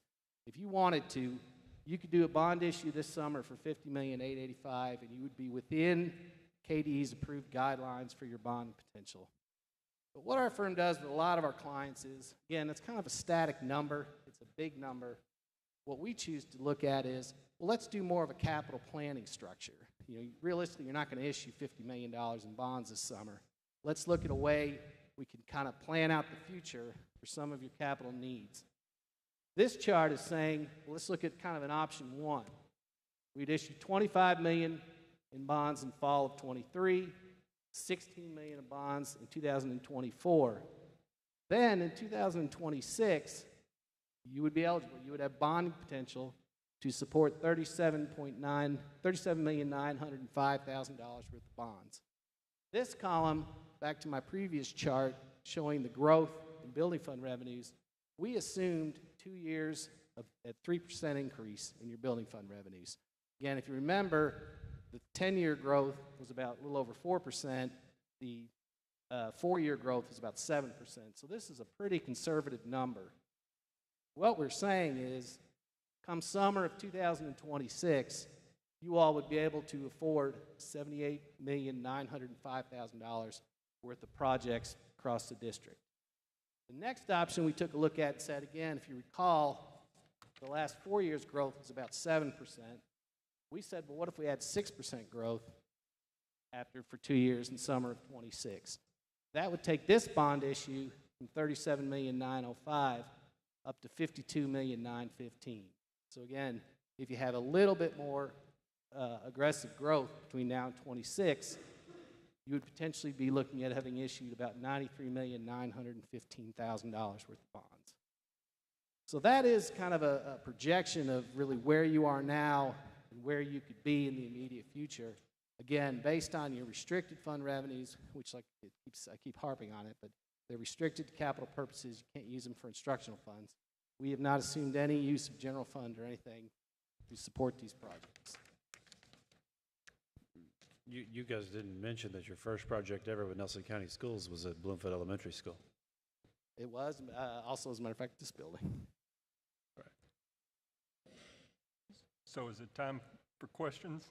Sure. Okay. Would you scroll back one slide? So I'm curious, whenever this 17-year average is the 3+%, then we look at 10, then we look at just the past 4. What predicts it being so much higher percentage the past 4 years? I mean, what causes that to happen? The biggest reason for you all's assessment growth is your assessments go up. That's going to raise your nickels. Remember that each nickel, just like it sounds, is 5 cents of assessment. So as your nickels are going up, you're gaining the benefit of that growth. Okay. You all actually projected for next year, your nickels are not going to be equalized because your assessments have actually gone up to where your assessment per child is higher than 150% of the statewide assessment per child. So your assessments have grown so much that your building fund revenues just from your nickels, they're not equalized. So what I hear is it's kind of a two-factor issue here. One of them being is the overall bond potential is tied to property value assessments, and then that gets tied to the nickels and we talk a lot of times about single nickels, double, triple nickels. that are already a part of the tax rate that doesn't add additional Correct. percentages. It's just, it's already there and built in. Correct. Okay. The nickels are always, each nickel is always 5 cents to the property. Yeah. So, when you all set your tax rate in the summer and you're talking about whether or not to do the 4% compensating, whatever you choose to do, that has no effect on the building fund nickels. They're always going to be, the only way it would ever affect it is if somehow your total tax rate got below 15 cents. So, and of course, I mean, this is something we've talked about for a long time, and I'm sure that 20 years ago, whenever you first started the relationship with the board at that time, I think that's about the time that the third nickel, give or take, was added in, and that was building that potential for bonding capacity long term. Yeah. Okay. Bonding potential, I'd love to stand up here and tell you that you got to be an absolute genius to figure it out, and only the smartest guys in the world know how to do it. But the reality is it's a math equation. It's your revenue minus your current payments equals the amount of money you have to pay on a new project. The only way to increase this side of the equals is to either raise your revenue or lower what you're paying now. That's really what it boils down to. Okay.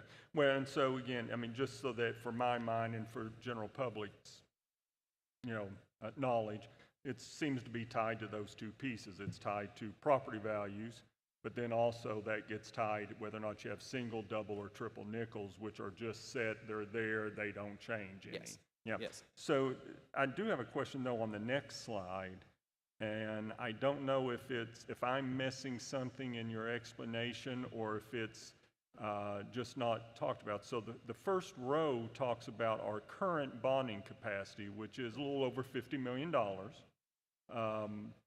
Then whenever I start looking at the conservative column, so those three numbers, this fall, next summer, and the summer of 26, those $3 numbers are what add up to the 78, almost $79 million. Just like the high growth column, those $3 numbers add up to the 93.9 or roughly $94 million. So my question is that, I mean, that doesn't include the current 50 million capacity, does it? No, that is 50. If you issue 15 million, these go away. To be honest, I mean, not go away, but these are radically changed. Yeah, right. This column is assuming you haven't issued 50 million this summer. So then one way of also looking at this would be the second and the third column. That is what is potential going to be coming down the road whenever it comes to additional bonding capacity. And let's just go the conservative route, because again, you would think that this rapid inflation of property values using the 4-year average, at some point that would have to level off. I mean, that's just kind of the way cycles work. So, but that would mean then not only would it be the 78.9 million over those 3 years, but that would be plus, if we did nothing else right now, the 50 million. So does that mean it'd be close to No. 130 million? No. Again, this column is assuming you have not issued any debt now. Right. So what we're saying is, instead of issuing 50,885,000 this summer, you're going to issue 25 million next fall. So again, if you go back to my chart where I had the white area, you've only filled in a small portion of that white area. Sure. So then, but our blue columns on that chart are going to go up because now we've added our Series 23 bonds to the blue part. Then in fall of or summer of 24, we're going to issue another 16 million on top of that. So again, our blue columns, now we've got the 23 bonds added and the 24 bonds added. So we're keep raising them up a little bit. Then summer of 26, we've raised those columns up even higher to add an additional 37,905,000. So now we're on our chart, we're pushing right up on that green line because we've layered on those columns that were already at the bottom of the page. Right. Well, and I get that. I mean, going back up a few slides to that, the bar chart, the vertical bar chart, as you said, we always want to make sure we have to keep that under the green line, that ceiling, so to speak. Yes. And then ultimately, also on that chart, your green line is going to get a little higher up because I talked about we've got 2 years of a 3% increase, so that Yeah. line's a little bit higher now. But I guess here again, I mean, and maybe I am hearing it incorrectly or I'm looking at the numbers incorrectly. I mean, making the assumption, let's say we do no bond issues this summer. Okay. That means we've got 50 million available at some point for bonding issues, correct? Yes. Then would that not also mean that in this fall, potentially there would be another additional 25 million on top of No. that if we did nothing? No, it doesn't mean that I can explain it. So it's basically you either spend 50 million. If you don't spend the 50 million, you got 78 million staggered over the course of 3 years. 78 million over 3 years on the low end, or 93 million over 3 years on the high end.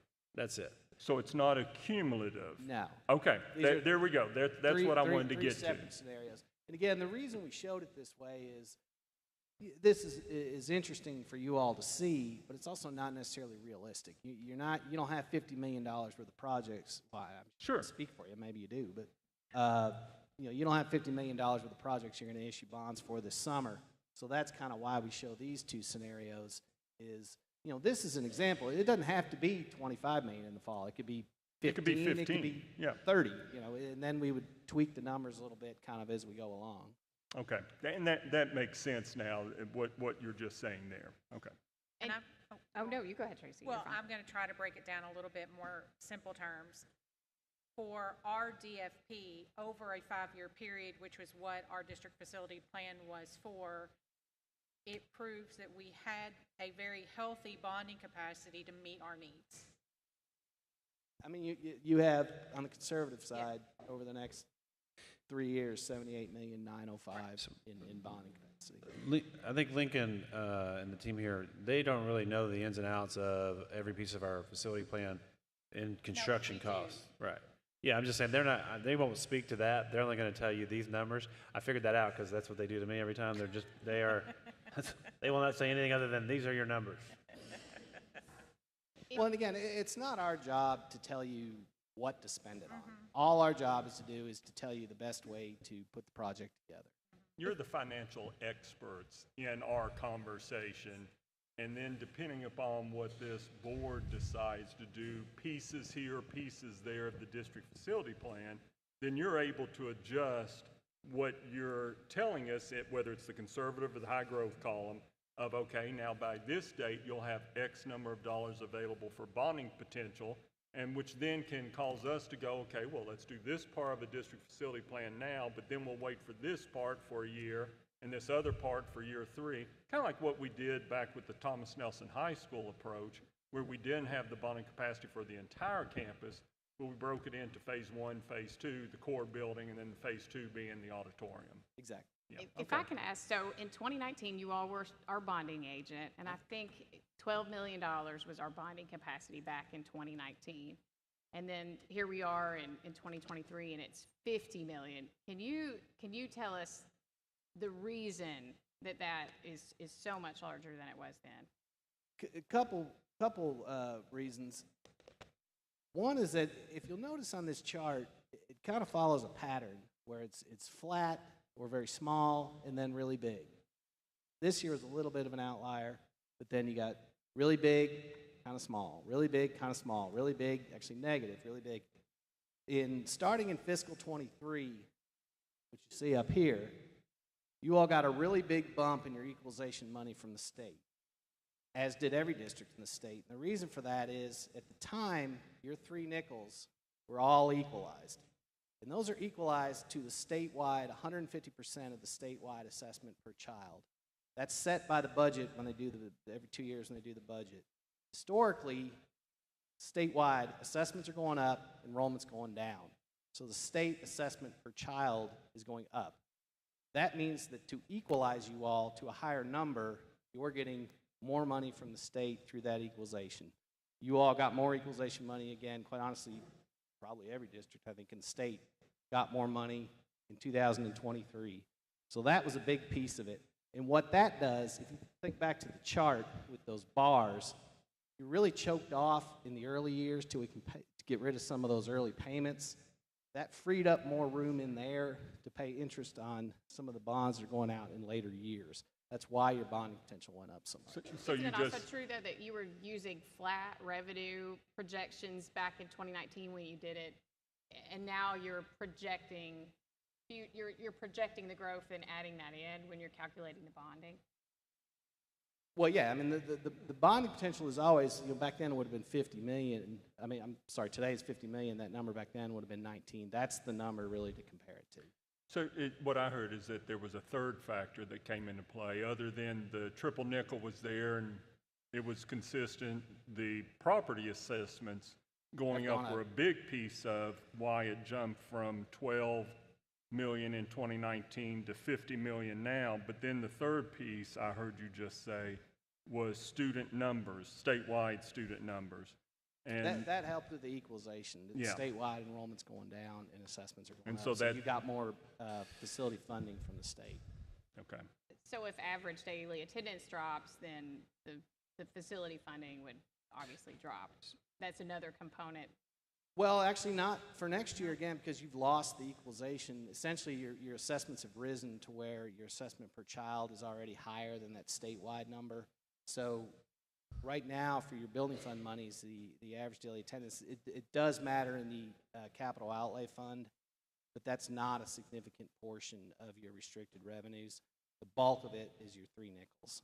And right now, because you're not getting that equalization, the impact of your 8A is not going to impact that. As a matter of fact, you were one of a few districts that actually had some growth in your building fund revenues for fiscal 24.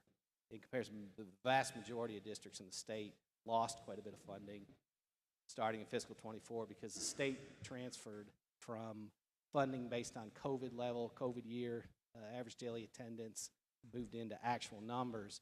But because you all lost that equalization, you weren't impacted by that on the building fund side. I'm sure you were on the general fund side, and I stay out of that. Now, just to ask, there are districts that use a flat projection when calculating bonding capacity. Isn't that true for yes, lots I mean, of districts? and we do that as well. That's where this 50 million number comes in. Right. And that is again, according to KDE's guidelines, you know, that's what they want to see. But what we advise our districts is there's nothing wrong with looking at for planning purposes, like we were talking about early. You know, we can look at reasonable revenue growth projections to use that from a planning standpoint. But when you actually get ready to sell the bonds, the numbers you use are the current revenues. Thank you. Sure. Any more questions? All right. Lincoln, Thank you all. Dwight, Thank you, appreciate guys. your all's expertise because this is a very Thank you. complicated concept for all of us, obviously. So, I mean, just to summarize, right now we have $50 million, $885,000 in theory that KDE would allow us to sell bonds on for projects. Conservatively projection by 2026, you're looking at $78.9 million. High-end projections around $94 million. Those numbers can change back and forth. They can ebb and flow a bit. And really, this is an annual conversation. We've not heard from you guys in a while. Thank you guys for coming in and contributing to the conversation. Thank you. Thank you. I'm sorry, am I supposed to turn this off? I don't know how to turn it off or stick it back. When was the last time you guys got a round of applause? I don't know. It's probably been years. Look at that. Okay. Thank you again. Our next item is facility plan next steps. Superintendent Bradley. So obviously, this is a big conversation. It's been going on for 2 years. And really, my role in this conversation tonight is to help shape a little bit of the reasons why we are engaging in this conversation, and also with the board, allowing the board to think about what are the roots of decision making as we look towards any conversations. These conversations are this little pamphlet going out has the 9 options in it, inside of it. But as we look at the facility planning process, we're really at it says step one, but really, again, it kind of stage one, where the Nelson County Board is discussing facility planning. We do have community discussions coming this Thursday at Thomas Nelson and next Monday at Nelson County High School. We originally had those in the prior week. We rescheduled those, allowing the board to continue to narrow down in on options. Felt like 9 were just unreasonable to focus our discussion around. I think too, you know, this slide is not really to overplay the conversation. It's just to understand that we're always somewhere in a conversation. So in 2 years from now, this conversations will look different. As we look at the last 2 years, we've had a massive amount of conversation and resource allocation. And there's been a lot of emotion in this conversation. It's obviously tonight in guest comments, you see that. Everyone's aware of it. I think too, as we look at the people that contributed to the design teams at Nelson County High School, at Thomas Nelson, at Coctus Creek, at New Haven, at the Up Center currently, they have a lot of time and energy in this conversation. So everyone has an opinion about it because we've been thinking about it for 2 years, naturally. And I think it's important to understand that we are right here, we are narrowing options towards the future for the board to consider. I also want to go back 100 years. This is really a 100-year process in the Nelson County schools. So much change has happened during that time period. We are part of that here in 2023. 1959, our schools in Nelson County were still segregated. If you think about where we are today and how far our inclusion has come in public schools and how diversity has continued to evolve, in the same way, think about how technology has evolved. Early 20th century, there were no buses. So we had 80 schools in Nelson County because you had to walk, or you could ride some animal, I suppose. But that was not that long ago. In fact, some of our great-grandparents were a part of that. Some of our parents, or in some cases, may have been a part of that. So this is the last 50, 60 years. If you think about these conversations, every school in our district is really a byproduct of that. We're about to talk about the Up Center. The Up Center was a part of an early conversation in the 1950s. The Bloomfield Middle School here was in the early 1990s. That conversation, a board sat somewhere in this district 30 years ago, made a decision about moving from the old Bloomfield Middle School, which was at one time Bloomfield High School, and transitioning that to Bloomfield Middle School. In the same way, 20 years ago, Ross St. Clair were financing Bloomfield Elementary School. All right? Those things have happened, and those are all part of this larger conversation in history. Tonight, here we sit and really want to embrace the power of dialogue, having board members be able to talk about these conversations. For me, my job is to ensure that we're discussing really the roots and the reasons why we make these decisions, and allow ultimately to begin narrowing in on some facility options. As we know, we don't expect to find there's no final answer, at least that I'm aware of, coming tonight. And I think you think about my job as a superintendent is to make sure we're thinking big about this process, that we're thinking about how do we think about the next generation of learning, how do we add value for our students, our communities, and how do we embrace greater possibility for all students. That is my job. And that's my job in the facility planning process. Facility planning is, and I did a good job of explaining this 2 years ago, but facility planning is about growth. It feels like it's about loss, but it's very much about growth in districts, in schools, and in communities. In the same way, the LPC, the previous board, 2022, planted seeds. These are apparently soybeans. They're not trees, according to Alex Martin. At the Nelson County High School Community Campus, the Thomas Nelson Community Campus, the New Haven School, the Up Center, and Coctus Creek, along with the bus garage, which looks like it's about to be planted over on the right side. These conversations were seeds that were planted by that team of people. And those are conversations that, you know, in some ways will continue to take shape and they will grow. And it is about growth. 2 years ago, we started a conversation of the why. It was about connecting people. It was about uniting feeder patterns. It was about strengthening family and community engagement in our schools. It's about increased opportunities. You'll hear more about that tonight. Everything comes back to that. Early college, early career access, expanded course offerings, strengthening academic and career connections. And I know I think it was Miss Allen did a nice job of talking about the research around school size. And I think that's an important part of our conversation as well. We'll be looking at that. In fact, if you look at the pamphlet that was handed out, it talks about cohort size and the differences in cohort size across our schools. This conversation, I'm not going to go into great depth, but as we look towards the next 10 years, how are we preparing now for the next 10 years? What does the future of public education demand in our schools? And we see highly personalized learning pathways. If you don't give me what I want, I'm probably not going to go to that school. That's the next 10 years in education. If we think about the nature of schools, schools will be more and more hubs of learning, especially as students get older. Students will say, where do I want to learn? And families will partner in that conversation. It's already happening.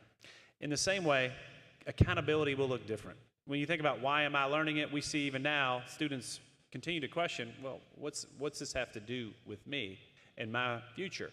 And the reality is, purposeful accountability will be shared with schools, community, and families. And that's a part of this larger conversation. We're trying to prepare over the next 1 to 3 years to begin building that next 5 to 10, so that as we look to 2030, we're thinking ahead and prepared to really allow our students in Nelson County to live, work, and grow with purpose. That's all of them. And that's this piece, right? So the roots of decision-making, pardon the romance, the romantic symbol of the tree. I was an English teacher, and the tree is an easy symbol to talk about. The tree is in many ways a good product for us to think about the roots of facility planning. When we make decisions, my job as a superintendent is to remind all of us, we have to look at the deepest root of all, which is access and opportunity for all students. How does it increase that in the decision we make? How does it do that? In the same way, we just talked about finances. This is really more about the year-to-year general fund financial impact and value for students and teachers. Financial efficiency is a big part of that conversation. And then lastly, this is a big part of our continued conversation, is how do we consider the demographics, which is really to locate schools to support long-term growth of the district and communities as we think about population distribution across our county. Those roots really drive the board and local planning committee decision. So according to Teresa Henderson, this is much better than the matrix. Thank you for the vote of confidence, Teresa. As we think about the trunk of the tree, it really is what's driving the work, the vision for next-gen schools. Any decisions we make about facilities has to consider that growth piece as we think about the outgrowth of the process and facilities, so that our students can live, work, and grow with purpose in Nelson County and beyond. The reality is, it's not this simple. This sounds great, looks good on a slide. If you like trees, it's even more romantic. The truth is, change creates fear, it creates scarcity. Most of facility planning conversations tend to be about loss, and that's our reality. And we have to acknowledge some of those realities as we think about moving beyond them. And part of that is we have special interests that this is normal. Every district in the state of Kentucky that goes through facility planning conversations thinks about, how does this impact my kid? How does this impact our team? Whether that's a positive or a negative way, they're thinking about that. They think about political interests. We think about, in many cases, we have to recognize that there are people that today, it's election day, there's voters. What do the voters think about these things? How does it impact taxes? The reality of social media. Social media has taken on its own unique political world that, if you guys haven't been paying attention, in Nelson County in particular, has been a big part of the conversation over the last couple of years. But this is normal. This has become commonplace, and it's something that we just have to acknowledge. I think there's also this unique short-term interest. There's so much concern about the now. What do I have to gain now? And I think you see that, we think about conversations around sports. In particular, we have conversations continuously about football. And most recently, we've had conversations about who can control the board and who cannot control the board. Those are all things that are natural as a byproduct of change. Those are real things. Our role as a school board, my role as a superintendent, is to make sure that we as a school board are not talking about special interests, we're talking about all students. That we're not talking about political interests, that really we're working to inform voters on the reality of facility funding and the facts of taxes. We're working to inform them and give them clear, transparent information, because the reality is 95% of people are not heavily engaged in these conversations. Our role as a board is to point them and support that education around facility funding and the taxes that we have. It's also to point to long-term financial realities that we face. We talked about them tonight. Instead of talking about short-term interest, we have to acknowledge the human resource realities that we face in our school, just like much of the world is acknowledging. And we have to talk about our vision for learning. It is easy for us to get caught up in these things. They are personal, they're emotional, and they can create lots of fear and scarcity and a sense of loss. I think as we think about this transition, we as a board have to continue to think about these realities instead of those interests. And I say that because that is where people in the community want to continue to come back to, those nice, neat issues, not nice, neat issues that we see that are about now. They're about tomorrow. They're about next week.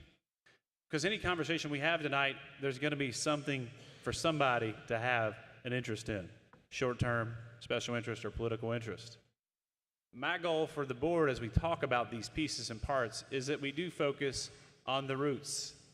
And these roots are really about the financial impact, how it impacts operational and transportation costs, how it impacts staff salaries and retention, how it impacts average cost of instruction, that it's focused on access and opportunity for all, career and technical programming, athletics and student leadership, advanced college prep programs, that we think about location of schools to support long-term growth of the district, including travel times, population centers, and continue to focus on schools as major hubs of learning. I share this introduction to the conversation because if we don't share it, these are the conversations that are going to be a byproduct on Thursday, on Monday.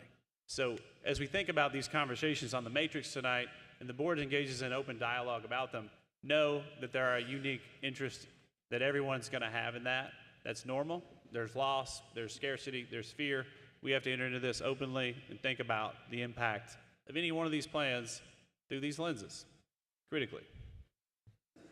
So with that said, ultimately the goal was that the board could talk about some options that they were considering or were more favorable to, and then we can look at those through this lens and have conversations, or just say we want to move towards this conversation with the community in the weeks ahead.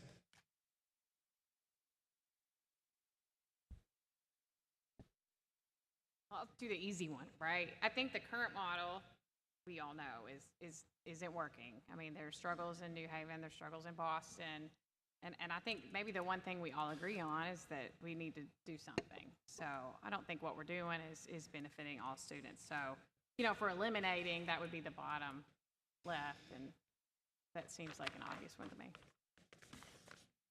I agree wholeheartedly, because that's been the ongoing conversation for 2 years, is we have two portions of our community that are getting less than other students across our district.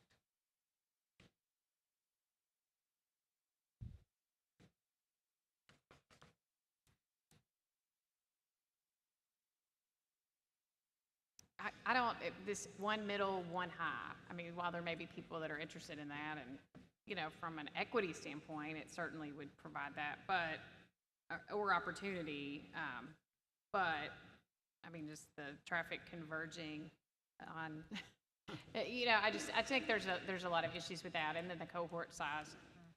So me personally, one middle, one high, I think there would be a lot of opposition to that in the community. So, but I'd be curious your thoughts. Well, and I think we've seen that already too. I mean,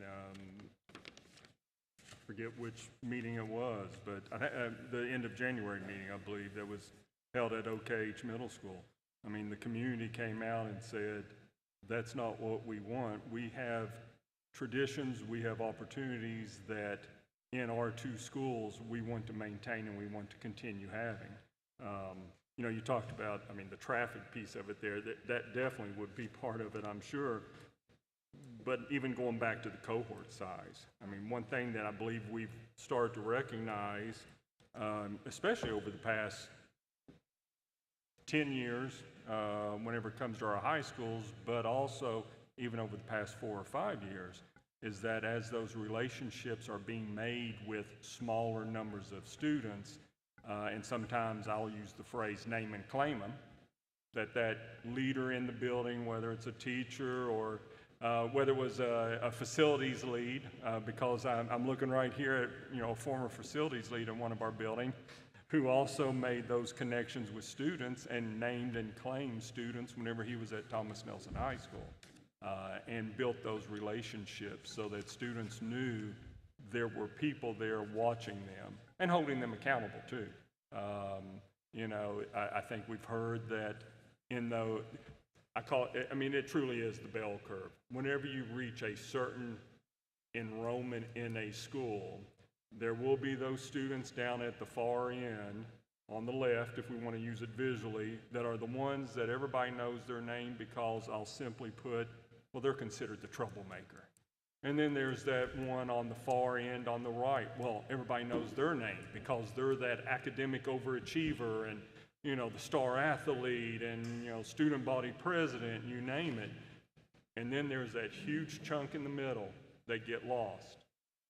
It's that huge chunk in the middle that is, again, the majority of those students in those large environments that nobody knows them, and they get lost in the shuffle, and there's not someone there that's advocating on their behalf. Whereas if there is that smaller cohort size, that smaller enrollment number, what we've started to see, and I think the Thomas Nelson approach that former boards even set up to occur have shown that having those smaller numbers of students allowed those students to feel a belonging, to feel like they had expectations set for them. So I think that goes along with what you're saying there, is if you start creating these mega high schools, I mean, there's one positive. If you have a mega high school, then what you're doing is you're just pulling all the best athletes together.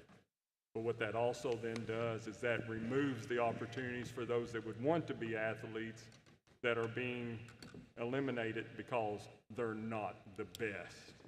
So I think that's one of those tenets from 15 years ago, a reason for Thomas Nelson High School, 2 high schools, smaller numbers, allowing more opportunities for those students at the high school level to participate in extracurricular activities, to be known, to be recognized. And I initially, oh, I'm sorry. I'm sorry, go ahead. I initially, and I do believe that either model, I believe that the one high school, if done well, could be done in a way that would be efficient, would certainly provide opportunity to all students. And however, I don't think that's the only answer. And if that's not something that the community could get behind, I mean, there was a whole lot of, we heard a lot from Thomas Nelson High School. If that's not something the community could get behind, it's not a have-to for me. I could look at either model, and I think I could live with either. So, Yeah, I've talked to many superintendents across the state, and some like the bigger high schools, some like the smaller high schools, and there's efficiency. But when they're bigger, they work better. What I'm scared of with Nelson County is we have a huge influx of people coming from Hardin County, from the battery plants, and Louisville. You see that coming in. I'm scared that in a few years we'll have to split them back up, and that's what I'm scared of. I don't want to put them together and then take them back apart. They do have some tradition at Thomas Nelson. They have tradition at Nelson County. And right now, I just think we ought to just leave them alone and let them be right there. That's my opinion, but I welcome anybody's conversation. They want to talk about it, call me. I don't have, the ones I look at, the one I'm looking at is the deal with Nelson County and Thomas Nelson with Old Kentucky Home and Bloomfield, simply because we have such vacancies in these schools. They need to be filled.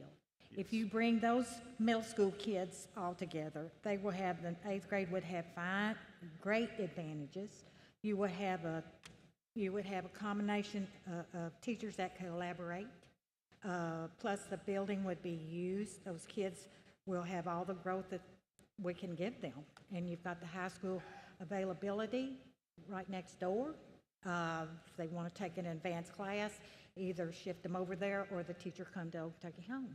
I don't have a problem with that. Are you talking I like about that look. Center row, far right? The center row right in the middle, the top, 700, 750, 5 and 5, right here. Oh, okay. Yeah, right there. So I don't have any problem with that. Okay, so then that, oh, okay, I see the difference. Yeah. So then that would mean then that students that are at Old Kentucky Hill Middle School would be led towards Thomas Nelson High School, and those here at Bloomfield Middle School would be led towards Nelson County. Yeah, because they have, from what I understand, the kids come over from, a bus brings them over from Boston, as it is now, to go to Thomas Nelson for sports. So it would be a closer ride for them. But I'm more interested in what we can provide these kids scholastically. If, like I said, they would have great great advantage of doing that. So we would have some redistricting we'd have to Yes, look at on you that would one. have some redistricting. But I don't think it would be a perfect solution to the feeder system Yeah, nothing's going to be problem. perfect, but I think that the kids, I think our students would welcome, I know the parents would welcome the opportunity of just the ability to learn. I mean, the greater of the 8th grade choices, the classes, and I don't have a problem with it because these kids are going to go to whatever high school they want to go to anyway. I mean, you're not going to be labeled just because you go to Kentucky Home. You're not going to be labeled. You have to go to you know. When I come over here for graduation at Bloomfield, you know yourself, Mr. Jackie, they have different T-shirts on that those kids go to the different schools. Yeah, well, So- and that's because And they- all the students from 245 being Come over- bused all the way over this way. There you go. So personally, I really don't have a problem with that one. So my concern with any of the ones that utilize OKH for middle school, and again, this is just open conversation, is it does limit the ATC, because I think that's the one thing that this paper does not do, is it does not acknowledge any growth or it basically eliminates the ATC conversation and anything around the CTE programming. And it also doesn't talk anything about the academy students. So, you know, I think definitely this brings equity, that center column that Ms. Berry is discussing, that does bring equity to all students more than what we currently have. Does it solve all of our problems? No, but if equity and opportunity, it does address those two things. Does it help us financially? No, probably not. Long term, is it a great solution? No, probably not, because then we go back to the growth pattern that Mr. Norman discussed. Are we going to see changes in our growth pattern? But is it a short-term solution? Absolutely. It eases the pain and frustration at Boston. It gets our New Haven kids in a more equitable, just like our Boston kids, it gets them in a more equitable situation with giving them more growth opportunities. But we do have to acknowledge that it limits our potential around CTE. And if we're talking short term, you know, if that's what the conversation is about, I think that's a good conversation to start. So whenever you say limit CTE, is that based upon the CTE programs and pathways There's not gonna growing? well, the Ep Center is not going to be able to have all this additional space that's needed Okay. for hospitality or all of the other, I know she's got a mind full of things because I can't think of all the things she told me already. But I know there's a million things that they have envisioned that we can offer students of Nelson County, that if we don't have access to a bigger space than the footprint of the current ATC, we are limiting ourselves in that. So what you're getting at then is an LPC would have to consider that if the goal is expansion of career pathways, CTE programs, that would have been on the premise of OKH, that building being used, but this one here maybe limits that, so we have to think of a different way for expanding career pathways? I just want to acknowledge that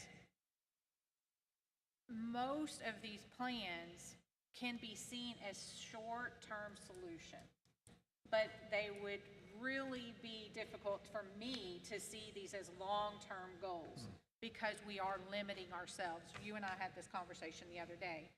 When I look at this plan and I even look at the 812 plan, they are short-term. It gives us time to kind of breathe and get our minds together and unify our community behind a more long-term look of what we want in our community.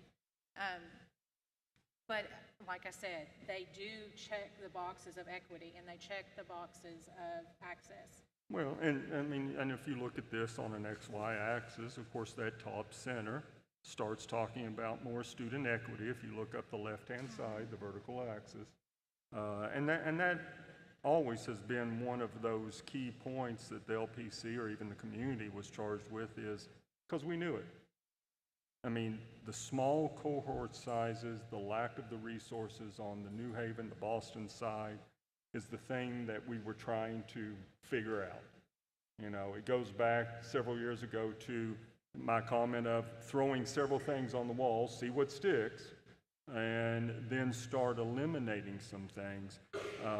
And hopefully this conversation, coupled with, you know, what the community will be talking about Thursday night, next Monday night, can kind of help give a little bit more of those pros, cons, the check boxes that then at some point a local planning committee could be charged with and said, here's even more facts. Right.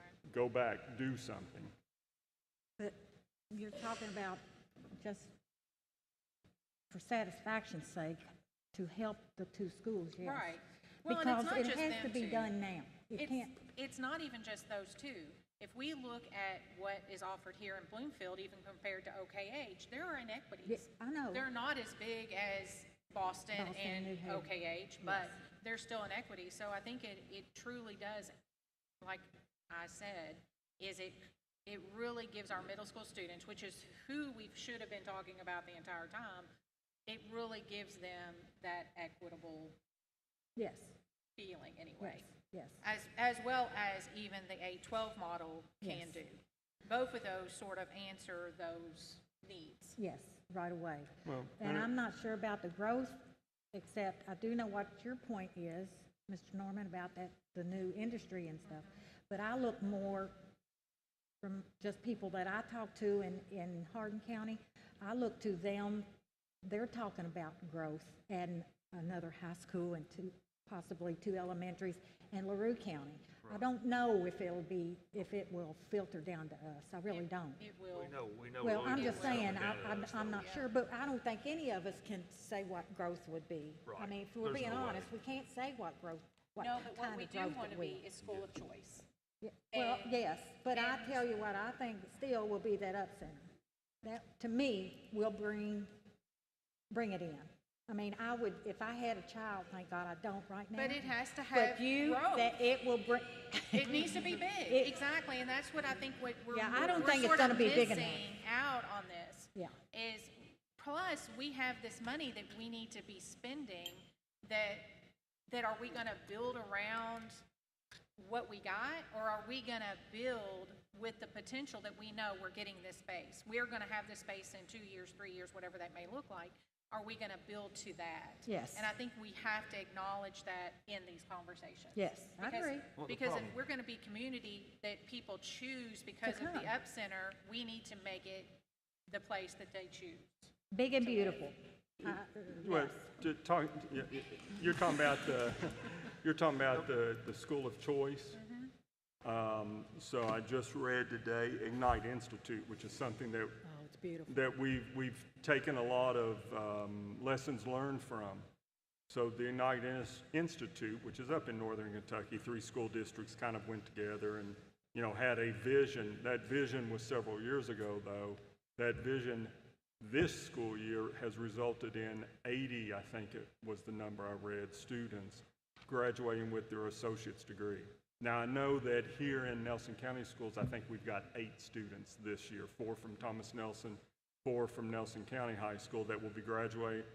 Actually, they probably have already received their associate's degree because those graduations would have been at the beginning of May.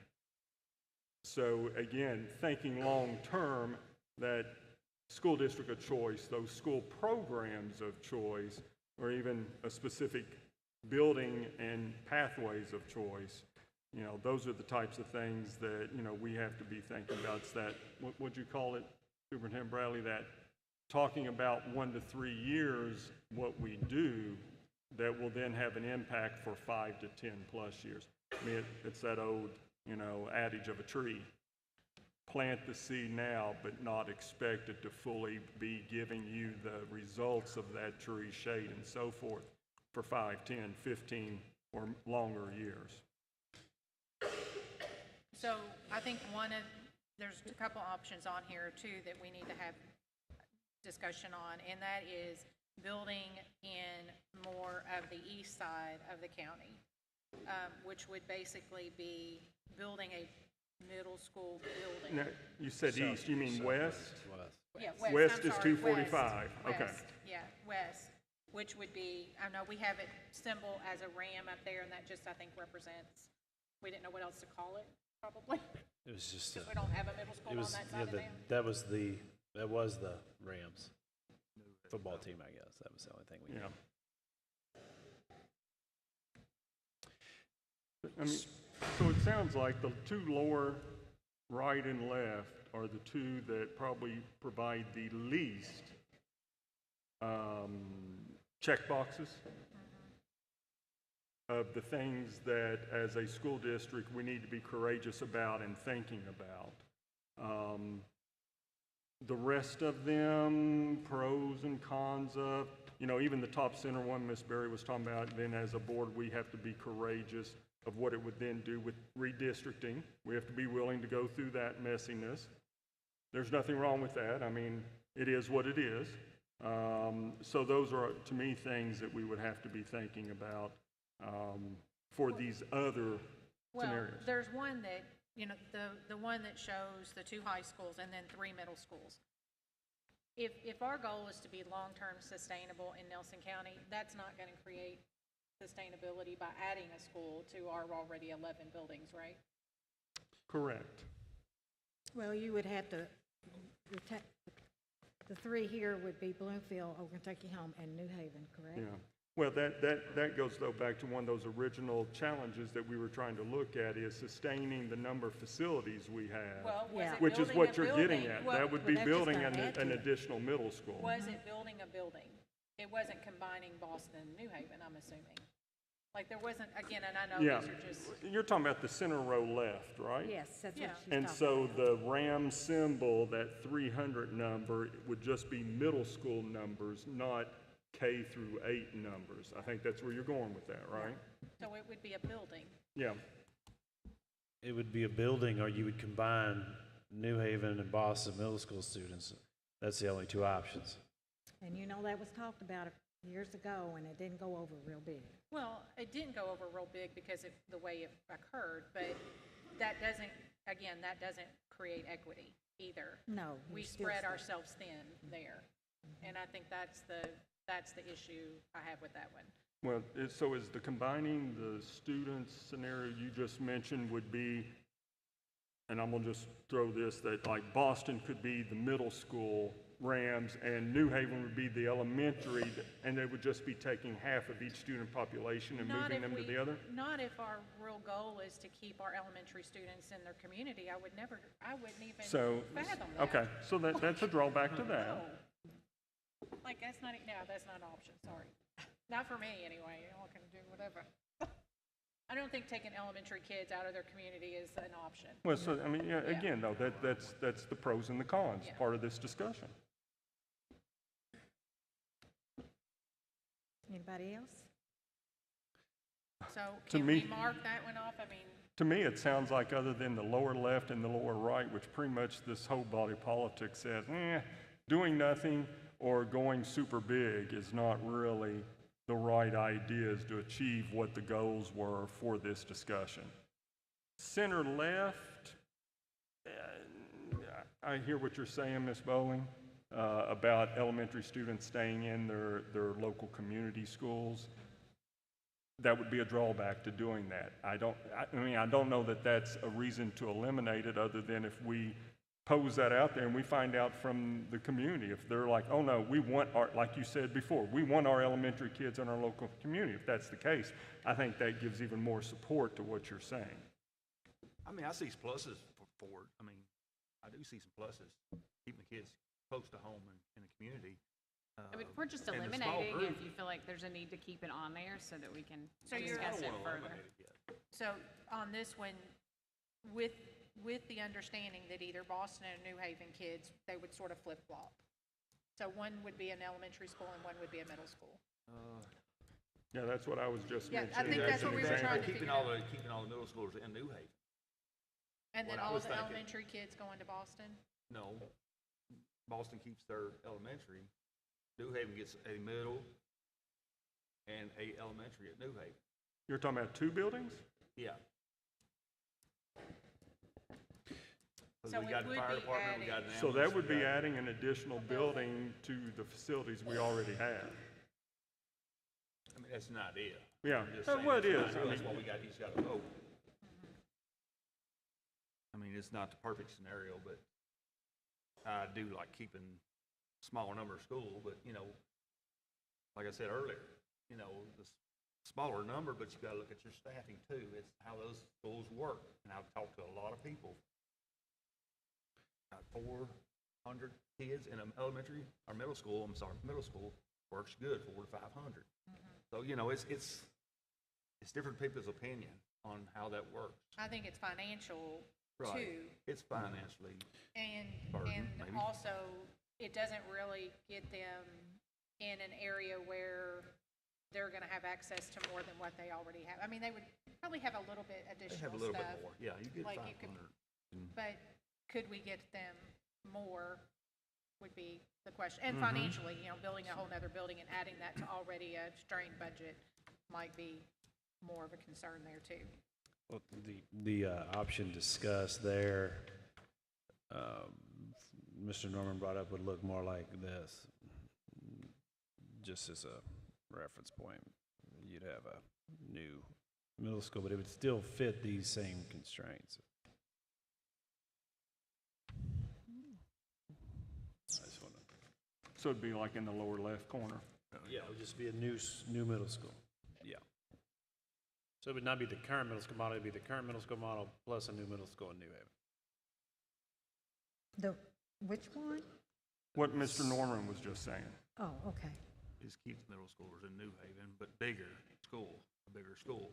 I Oh, mean, so not combining it with Boston. I'm just annexing, or bringing kids into New Haven from Greenbrier and some of Boston, and send some, because it So wouldn't make sense if redistricting you was on, if you was a Boston kid on Hubbard's Lane to send you all to New Haven when you got Okeechobee home right there. There's no sense sending a kid way back. I'm just saying there's a right way to do this and a wrong way.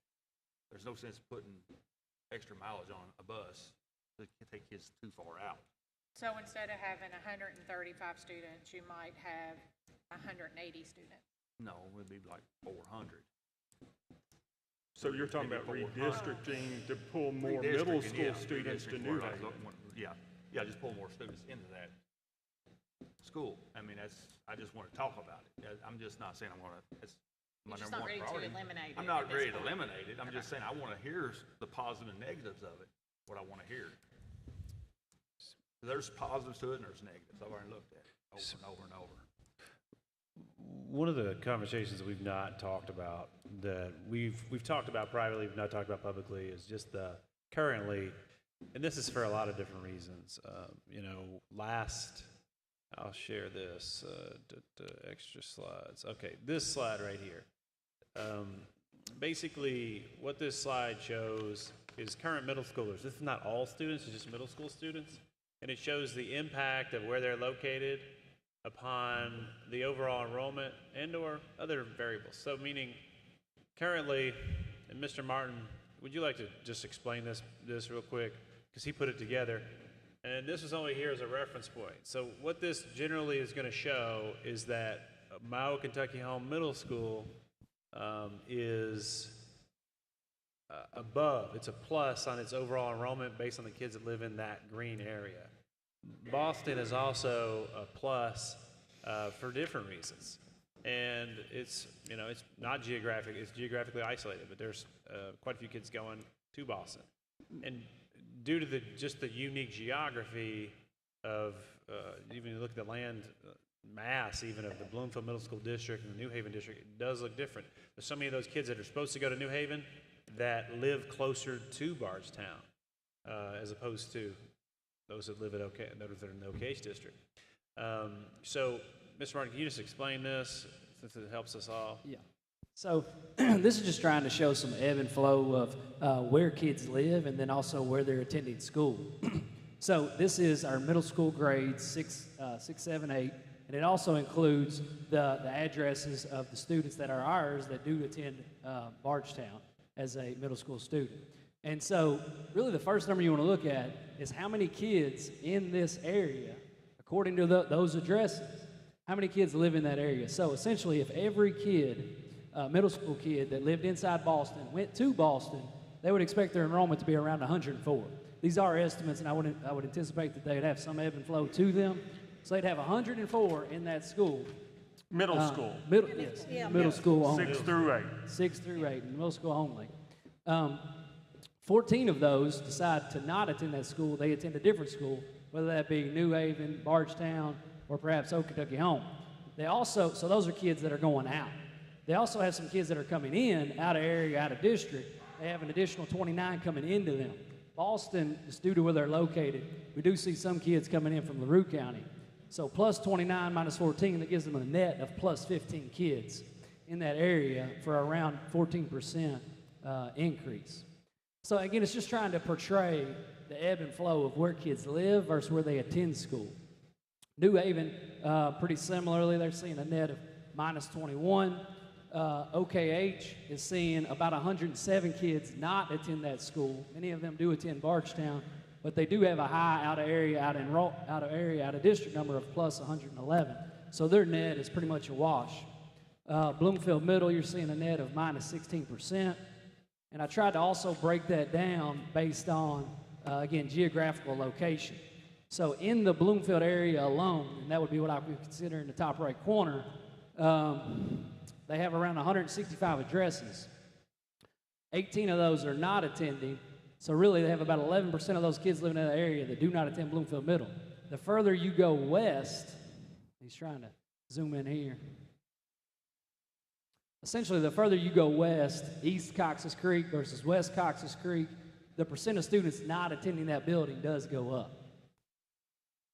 I think, too, we did some calculations. The average trip for some of these kids on the west side of Cox's Creek, they're saving in over 20, how many, was it 57% of kids are driving an additional 20-plus minutes round trip to Bloomfield as opposed to Bardstown.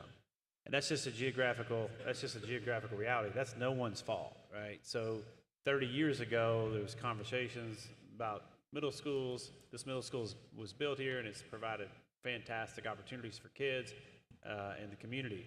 But as we look at the reality of the data, what the data shows is the further away kids live from the school or district, in this case, the less likely they are to go to it. So we are currently losing 90 students in this area. This is just 6th, 7th, and 8th grade.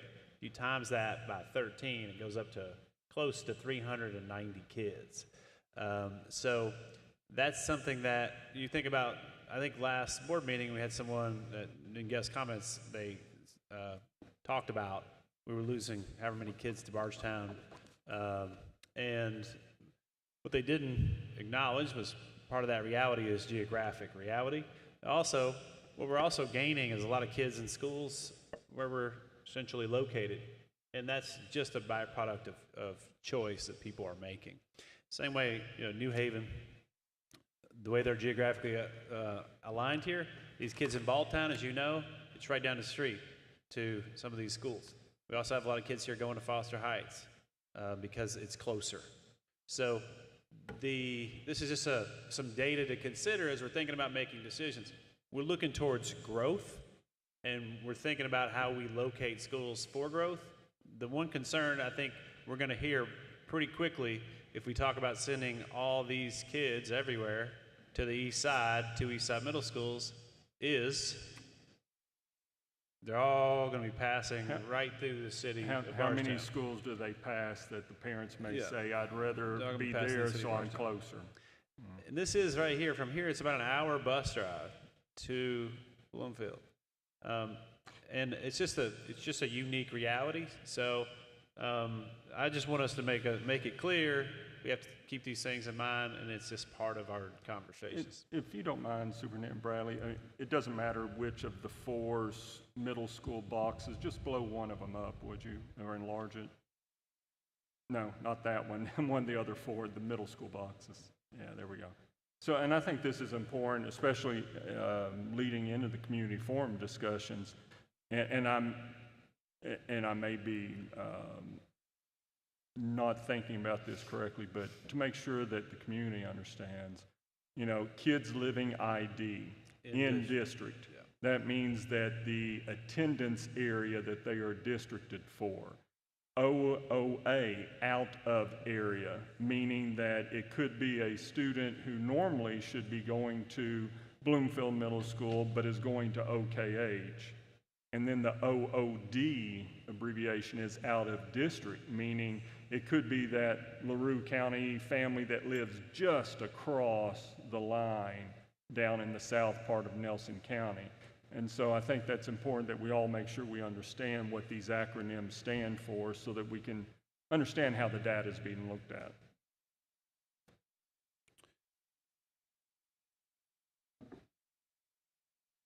Area means attendance area or the districted area in the county. Out of district means it's some other district, Bardstown, Spencer, Bullitt.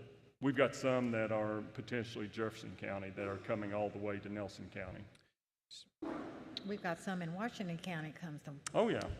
Yeah.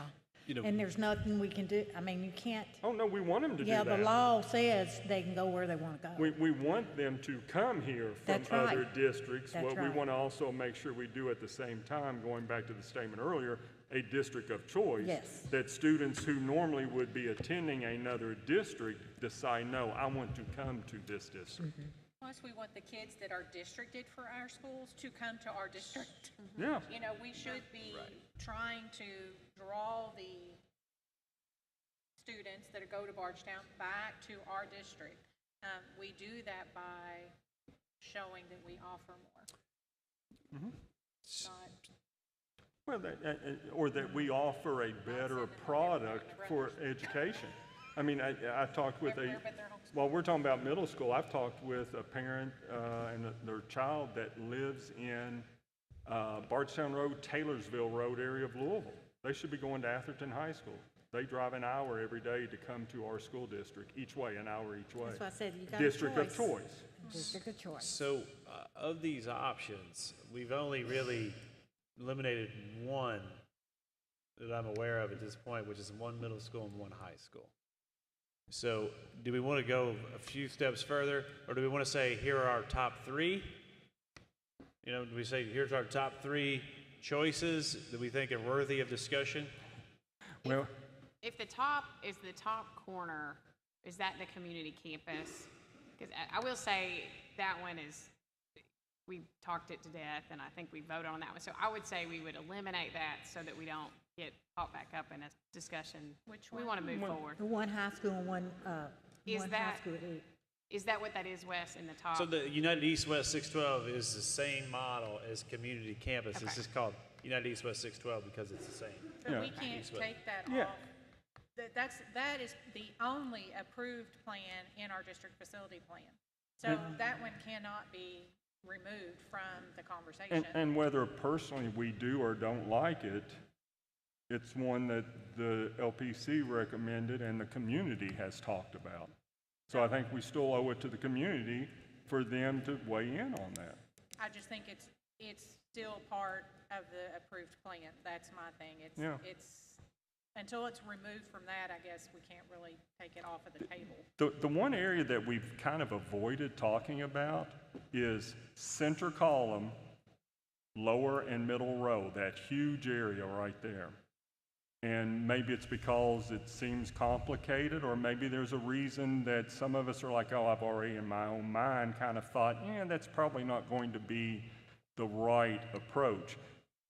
If you look at it closely, what it does is it goes to one high school, and whether it's the high school is located at Nelson County or at Thomas Nelson. And I think that somewhat aligns to our thinking on the lower right, which was one high school, one middle school, and for all the reasons we've said, that's probably not the right reason. So maybe it's that center square. If this was Hollywood Squares, it'd be, what's his name, Paul, whoever, in the center square? Paul Lynn. Paul Lynn, thank you. It'd be center square, bottom row center square, and bottom row right square would be three scenarios that, for the simple fact of that single high school model, is something that we're just not comfortable with, and we've heard the community say that's not what they want. I think there's three that we could easily eliminate then, based upon that simple fact. I'm all for eliminating those three, just because I am opposed for the one high school, no matter which location it's in, but also because our community spoke out greatly against the one high school model. And let me maybe rephrase what I just said there. Maybe eliminate is wrong. Maybe we don't focus as much conversation, or that's the charge to you, Superintendent Bradley, not focusing as much conversation on that. There may be something we are missing entirely that the community at the community forum say, time out, wait a minute, we want to go back and have another quick conversation about Paul Lynn Square, the center square. When I say eliminate, and I would probably say that's what most of us are thinking, they're not eliminated because we're choosing that. We don't, while we have the authority, and I air quote that, we shouldn't be making that sole decision. That is the feedback we're looking for in these forums, is to get the feedback from the people. But we're sharing what our concerns would be, our individual concerns would be. Yes. I think that's a good way to look at it, Ms. Bella. Well, but I kind of thought the point was to be able to narrow this down so that it's productive. And we could be politically correct and all that, but like if the point is really to be productive and to move forward, then we need to eliminate more than just two obvious ones. I just don't think we're doing anybody any favors. And what I'm saying is, yes, while we're saying, hey, listen, we're not going to go into deep conversation around these, but if someone says, hey, listen, what about the one high school, two middle school options, we can give them the challenges around that and why we are not interested as a board in looking at those.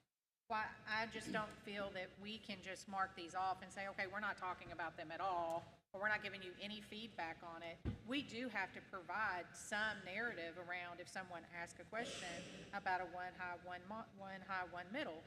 While I'm completely opposed to that, it doesn't stop me from saying to someone why I'm opposed to it. I don't want to just say, hey, we're not talking about it at all. well, I mean, I've heard that you're opposed to it, and I don't know that Mr. Jackie has said that. I've heard that David's opposed to. If it wouldn't pass muster when it comes down for a vote, I mean, I think there's good things about one high school, but again, if the community is not for it, and if it's not going to pass, then let's just not waste everyone's time. Would be my thought, you know. Well, I mean, I think it's been very obvious all along, or I hope it was very obvious all along. This idea of going back to a single high school, even the things that I was talking about before about how those smaller cohort sizes, what we've been able to accomplish over the past decade with students. I mean, if I need to say a point blank, lower right corner, I think that's a silly idea. But my only point on the one high school, again, it hinges on the up center. If you do it right, the high school wouldn't have the 1450. It wouldn't have it because those kids that need to go to the up center, and I know I'm hanging big plans on the up center, but if they do it the way the Ignite does it, there wouldn't be a full school load any time of the day because those kids would go to the up center and have their core courses and then stay the rest of the day and plumb their heart away. But still that lower right, 1,000 at the middle school, 1,000 middle school students in one building, that is, to me, like we professionally and personally, a crazy idea. Well, they're middle schoolers. I mean, that in itself is middle school. I'm just saying if there's opportunity there, that they would. The big thing to me, right now is we have to find a solution to help Boston and New Haven kids. But if there's any growth in our county, in any influx of students outside of our county into our county, a one high school model will fail. It's too big. It's too big for that footprint of that building. And it's not just the number of students that are in that building at any one time. It's the number, I'll go back to the phrase name and claim. It is the number of students that are known by staff within that building. So 1,450 students, again, that goes back to that bell curve model of, even though wouldn't be 1,450, to your point, Ms. Berry, 1,450 students in the building at the same time. No. There are 1,450 students that staff has to make connections with, and that is going to mean that entire center section is lost in the shuffle. Well, I'm just saying that's my, that's just my view. I'm just going by, we've had as many as 60. There's pluses and minuses, whether it's big school or small school. That's right, because we've had as many out there as 1,600. Right. I was out there. We've had as many, and they all got an education. I'm just saying with the help of the Up Center. So that leaves the middle. I'm just anxious, and, you know, I'm not anxious. That's a lie. I just want to provide the best education for everyone. Well, and when we had those 1,600 kids, our graduation rate was in the 70% at Nelson County High School. I think it was 77 or something like that, if I remember right. Whereas now with the two buildings, it's in the 90s. So if what we're going to do is try and provide the best opportunity for our students to succeed, large model apparently didn't work. So really, it sounds to me like what we want feedback on is whether or not students or families are interested in a middle school model that redistricts students to Malkattiki Home In or Bloomfield. In Bloomfield. Other than that, because in any of these models that potentially really happens. And Mr. Norman, you also mentioned building something additional in New Haven. Those are really the two scenarios. Which means top center. Top center is the right center. redistricting of middle school attendance areas. Right. And the lower, Is that two high school and two? and actually the center row left would somehow either be, well, it actually says it would be a new middle school building, but. So either a new middle school in New Haven or we redistrict kids to OKH at Bloomfield. And the new middle school in New Haven would mean some redistricting of middle school attendance areas. Right. So.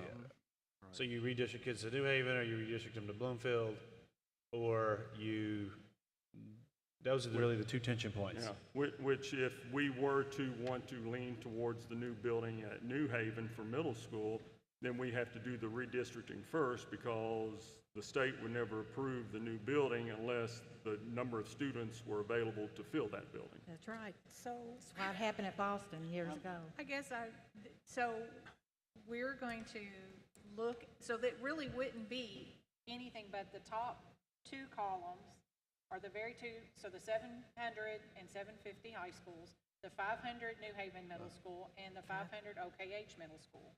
That would be the one discussing, because if we can't get the numbers for New Haven to have a new middle school or long-term sustainability for district financially, we can't have any other discussion around that. It would have to be a middle school in New Haven, and OKH would be the two middle schools.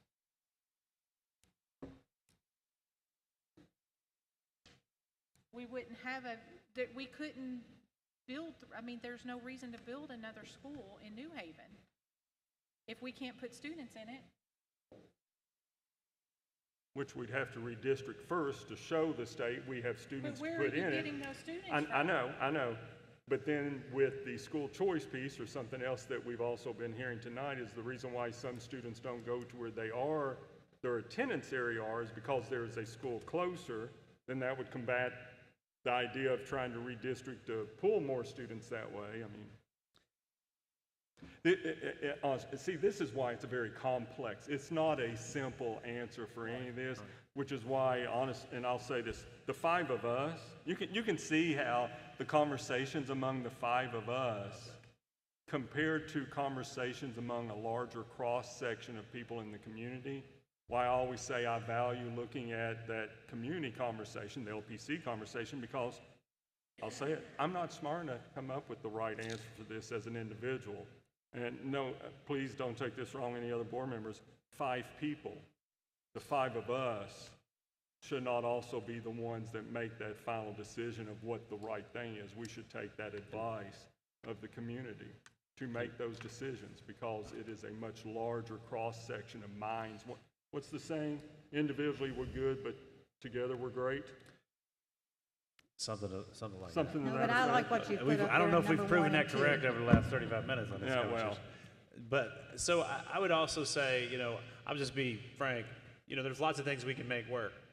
The LPC conversations, we've been thinking about this work. I've been thinking about some of these challenges for 12 years because we live it. Others in this room have been thinking about it for 15, 20, 25 years. I say that to say, and this is respectfully the board, I respect the board's decisions. And I will work to make any of these things work. But in terms of the best solution, that we could provide for most of the realities we face, the best solution we could provide was a community campus, now called the United East-West 612. I say that was the best solution because of all the variables we had to consider, it answered most of them. It was most cost-effective in construction. It allowed us to essentially locate schools in a place that was going to allow for population and demographics to be, and it was really, it's the plan that was set up for district growth. And I don't mean district growth in terms of enrollment. I mean growing our schools, our teachers, and our experiences. So I would be wrong for me to act as otherwise, right? I didn't spend 2 years with a group of people talking through those conversations, planning that. We can make these other pieces work, but I just want to be clear, and it's respect, with all due respect to each of your unique lenses and experiences, that's the best option we can give for all the unique challenges we face currently. And I do understand you're being authentic and you're just being real. I just don't want to waste the community's time. There's been a lot of divisiveness, and we voted on it now multiple times. I mean, to discuss it and to continue to discuss it and to argue about it when, just realistically, this is a body politic and we voted it down. I just think it would waste a lot of time, and we need to move forward with we can make progress on something else. That would be my thought. I think what it comes down to, though, what it comes down to is we are talking about multiple options. All of them have significant challenges. All of them. What we're not acknowledging is they don't all work for all students. There are going to be sacrifices to families that live outside these districts. And David, while I appreciate you wanting to look at building a building in New Haven, you're talking about moving students from central Nelson County to New Haven. You're talking about moving them from Boston to New Haven so we can have a school there. We're talking about moving students from Woodlawn to Bloomfield so we can have a building. This is not about a building. In my voice, this is not about construction of a building. This is about uniting our students to find equity for all students. We continue to beat around the bush, as Amanda said. This has become political, and it shouldn't be. And it's hard to say this when we know we have cameras pointed on us at all times. But the reality and the truth of all of this discussion began because we have students in our district that are not getting the same as other students. And we are failing to see that and acknowledge that and only talk about what's going to benefit my community and what's going to benefit my family and what's going to benefit my kids. We need to talk about all of the kids in Nelson County and stop beating around the freaking bush about it. I'll add to that, because you said student, and this is where, as a board, we also have to be courageous at times. It's staff as well. I mean, I think everybody has heard me mention even some staff members by name at times, and this entire board received an email recently from one of our building leaders who said they have had staff come to them and say, we're looking elsewhere. And it's not that they're looking elsewhere because they don't like the students, they don't like their peers, they don't like the environment they work in. They're looking elsewhere because of the board. They're looking elsewhere because of conversations this board has had or has not been willing to have, which is whenever I say we have to be courageous as a board and do what is right, not only for the students, but also to make sure we support our staff long term. And I appreciate that. And while I appreciate Amanda and David and Diane coming to the table to have conversations around this, we have to be truthful in what we're saying. If we don't agree with community campus because we see the challenges, then tell me what those challenges are.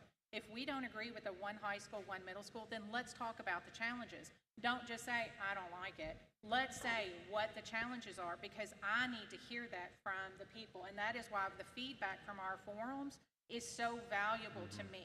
That is why going to our schools and hearing from our teachers and our principal is so valuable to me. I don't know what the challenges are. I'm not an educator.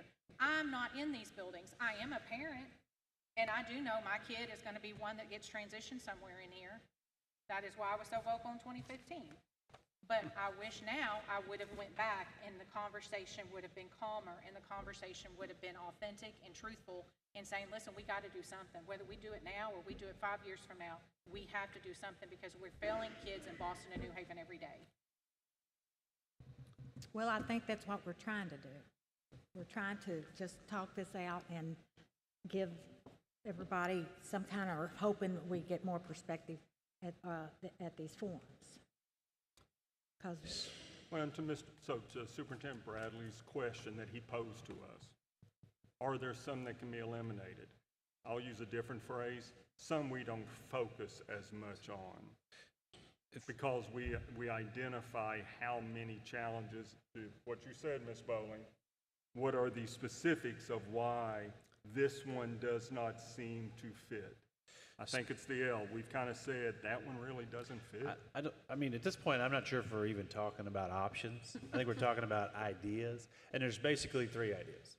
We either redistrict kids to Bloomfield and OKH in middle schools, we redistrict kids to New Haven, or we redistrict kids to the community campus. And if we don't like the community campus as a board, that's fine. But that's still, on paper, the only option in theory that exists. And I do think what Ms. Bowling said is important.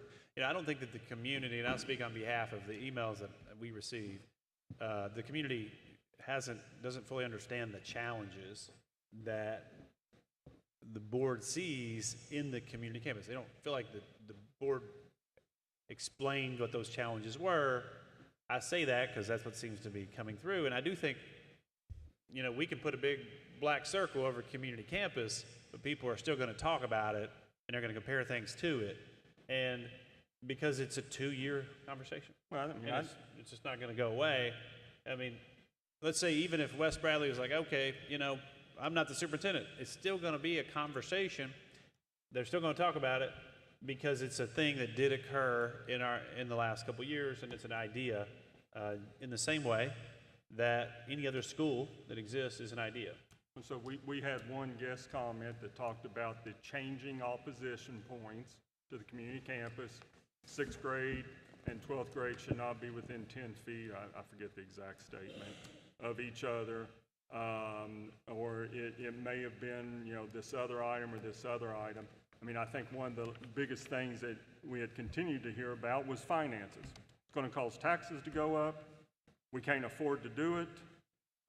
It's just financially not the thing to do because it can't be afforded. And I think tonight, listening to the experts, the financial experts from Ross Sinclair and Associates, that's kind of been debunked. And so that goes with what you're saying, Superintendent Bradley. We can't ignore that and just erase it from conversation. At 9:30 at night, like, have we kind of narrowed it down to something that's a little easier to bite off at a community forum? I mean, you know, we can't flesh it all out tonight. So we've got three basic ideas. Okay. Either you redistrict them kids to Bloomfield and OKH, redistrict kids to New Haven and OKH and Bloomfield. Yeah. Or you redistrict them to the east and west side. To community campus or some other version therein, which is really, I mean, just that's it. Yes. Those are the three scenarios. It goes back to that whole redistricting challenge that has been part of this core conversation that we realized it needed to be addressed. It just has never been addressed. Nobody wants to, yeah. Okay, let's move on then, please. Okay, thanks for all your input. I appreciate it. Next item, Up Center Design Development. That's Studio Kramer. So we talked briefly about this over the past few months. Stephen's going to talk tonight briefly about the Up Center. This is really going to be a meeting, every meeting for the next 3 to 4 months. We'll be talking about the Up Center. In order to break ground by January of 2024, really, this is kind of, that would be an aggressive timeline. The work Stephen's presenting tonight covers that. Stephen, we'll also be back at the Up Center on January 6th, so you'll be able to cover more ground then for whatever you don't cover tonight. Okay. June 6th, yep. If you'll open the presentation one. This is some things that you've seen before and some that's been updated.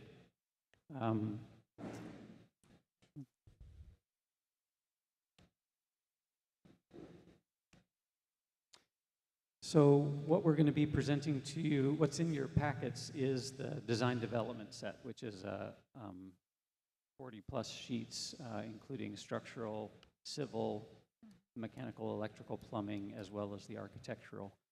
So I'm not going to go through all of that, but you have it, and you can scroll through it. This is the site plan that we've got proposed right now. You see the current ATC up here, additions at the front, at the east side here, and at the north side here. The front addition is primarily sort of conference space, adult education space, and reorients the administration a little bit.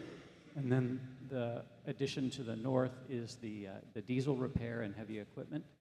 So you'll see those in the larger plan in just a moment. One thing it does at a site planning level is that it creates, we have a wall around the north side here. It creates a yard outside that will screen from view vehicles that are sitting outside that are in disrepair or whatever. It also allows the current fueling station that serves the bus maintenance facility to be used for the up center facility here. And then we'd be reworking the whole front of the building and starting to develop parking. This is kind of a placeholder at the moment. We develop parking that could be shared with the high school. It does involve still relocation of the softball field, and it allows for, if there is future extension from the high school, it allows for that to be able to occur. You can go to the next one. So this is the plan, and what we've done in the colored blocks to the left is sort of try to identify the levels of intervention. So the blue areas here are the additions that I just described. There'd be the new entrance, which is a secure vestibule sort of entrance. That conference center space with some flexible classrooms that can be enlarged into combined spaces or can be separate classrooms. And then the adult education that feeds into that. The yellow boxes are where we're either, in this case, removing that space that's in the electrical lab that cinches it down right now, or taking out these two classrooms and expanding the labs into that space. Those classrooms would then be relocated across the corridors. The green is all spaces that are reconfigured within the existing facility. And then we have some specific things that the labs have asked for in the auto repair and the welding lab. And then everything else is sort of general renovation. We'll be touching just about everything, but there is sort of less intrusive renovation in the areas that are in the tan color. And this is a three-dimensional view, just starts to show you how some of that stuff works. Diesel tech and heavy equipment here, with classrooms directly off of them. The electrical lab with that classroom removed. The administration moves into the area where the current allied health is, which gets back to the conversation about that. Allied health is something that would need to be solved, but is not solved in this plan. And then the conference center and adult education up in this addition here. As I mentioned in the previous plan, Wood Tech expands to absorb that classroom, but then that classroom moves across the hall, and the same with Auto Tech. And that had in addition to giving those labs more space, it has a functional benefit. The teachers talked about distractions by having that class immediately associated with the lab and sort of looking through the windows, and they really wanted students to be able to focus when they were in the lab and focus when they were in the class, and separating those a little bit had a benefit for the instructors. Go to the next. We have updated the exterior as we've learned more structurally and about use of materials, but it generally looks like what we had developed some time ago. It sort of establishes a new identity for the school. As was mentioned in one of the previous meetings, it gives a lot more transparency to the front so that there's a sense of welcoming the community inside. And that'll extend to the inside. If you go to the next view, that's a that just zooms in a little closer, and then one more as you come into that lobby. So this is just as you come into the inside. This is that conference area where you can start to invite in community partners and have displays and things, and then these are those flexible classrooms. But the general sense of it is that from the outside, there's a welcoming in of the community in this whole front space, so that you can have community conversations that way. And then this is in the middle of the building, taking away some of the support space and some of I think the welding classroom comes out of here and gets relocated. We're trying to open up space in the middle of the building where you can have some of that collaborative space that spills out of the labs or spills out of the classrooms. Right now, it's such a straight hallway with everything closed off that there was a sense that we really wanted to kind of open things up and give some gathering spaces in the middle of the building. So this is, so the electrical lab is to your right in this image. The welding lab is behind this door. And you're coming down that hall toward the north. And that's just one of the examples of the sheets, but you have that whole set of drawings in your packet. What we're also asking for, in addition to approval of the design development set, is approval of the BG2, BG3, and the revised BG1. So that is the BG2 is what tells KDE all of the things that we're intending to include in the building. The BG3 is the updated estimate that Codell has prepared for us, and the BG1 adjusts to match that estimate that's in the BG3. I want to ask something. I guess, Ms. Arnold, this goes probably more to you. Can kids, my vision, of course, can students go in there and stay all day?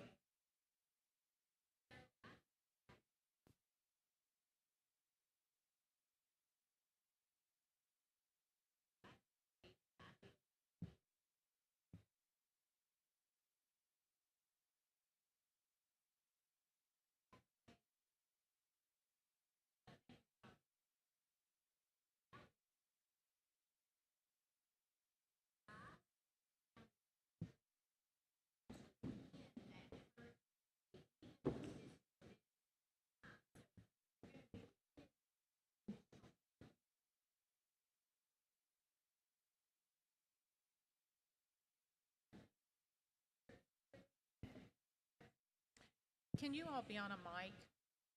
Sorry.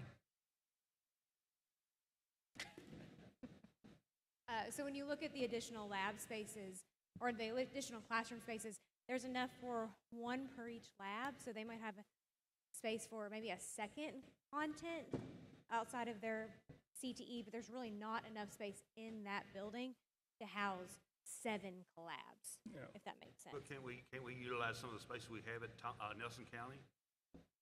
Talking a lot of space. I mean, it's a lot of space we got unutilized, and that's what my main thing when I was.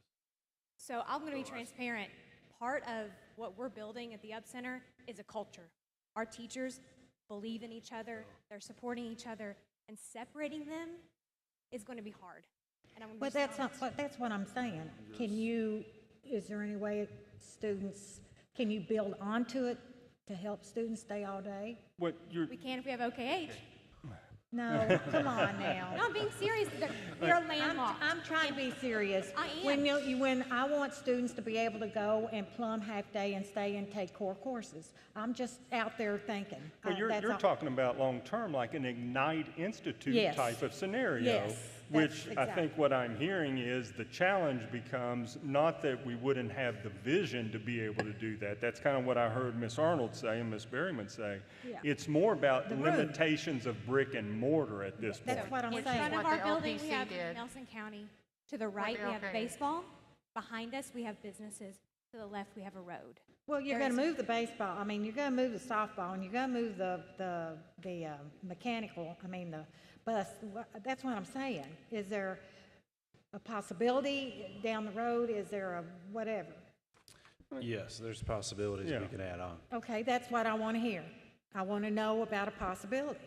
We would have to take out the baseball field over at Nelson County High School, or Well, you're already taking the expand it. softball. I'm just saying, something like that would have to happen. So I think the reality is, we actually have walked through OKH and looked at possibilities as we started thinking about the future of the Up Center and the future of the collabs. And the reality is, the programs that would be put into OKH could be placed there could be placed there quickly at a very low cost. So you wouldn't have to add space or you wouldn't have to add things. And the reality is this current plan does not even acknowledge our health science program. So based on this current plan, we do not have an identified space for health science. And that came about because of conversation with community and employers and thinking about possibilities to place health science elsewhere. Okay, well, that's what I was trying to get at. If there's a possibility to build on it, is there a possibility, if you're talking about more kids, you still have to put a place to more kids. You know what I'm getting at? Thank you. I'm just thinking, okay? Okay, that's all, yeah. Okay, thank you. So, Mr. Ward, going back to this, because a lot of these pieces domino off of each other, so I'm trying to think back. A few months ago, month and a half ago, we approved this same type of documentation for the bus garage, correct? So, I saw that was a yes? Yeah, you approved design development, which is this phase, in the March meeting, I believe. Okay. And, Well, that, and and that has gone forward with construction documents at this point. And that's really what this would do now, is it would allow us to say this is what we're going to put into construction documents for bidding. Gotcha. Okay, and the reason why I asked that is because we know if we approve this, as a board, we have to have approved the other pieces beforehand, the bus garage relocation, which it sounds like we've already done that.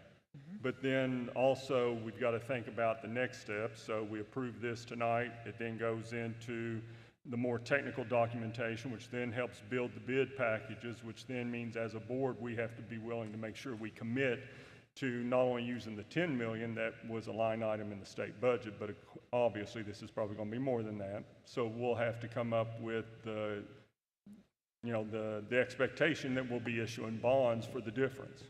And one conversation that we haven't really entered into yet, Codell has recommended that we consider bidding the Up Center and the bus maintenance facility together as a way of achieving cost savings. Because of proximity? Because of proximity and the ability to save on general conditions and mobilization. So we're putting together for you for a future meeting how that would look. Okay. Okay.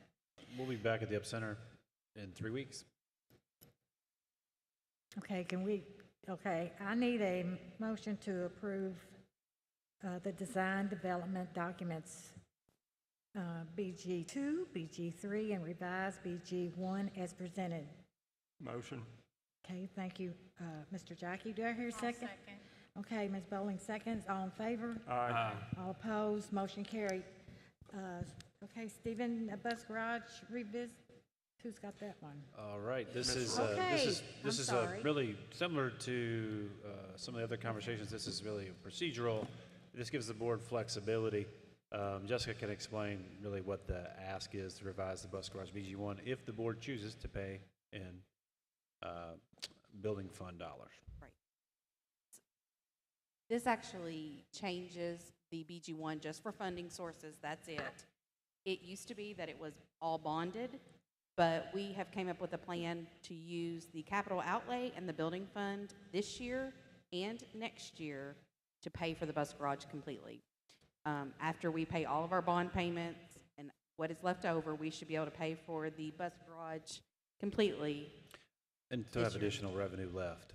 Yes. Yes, actually. So then it goes to zero bonds having to be issued Zero for bonds the bus have to be garage. issued. Yes. If the board so chooses at that time. Right. What's the It's just a advantage? plan.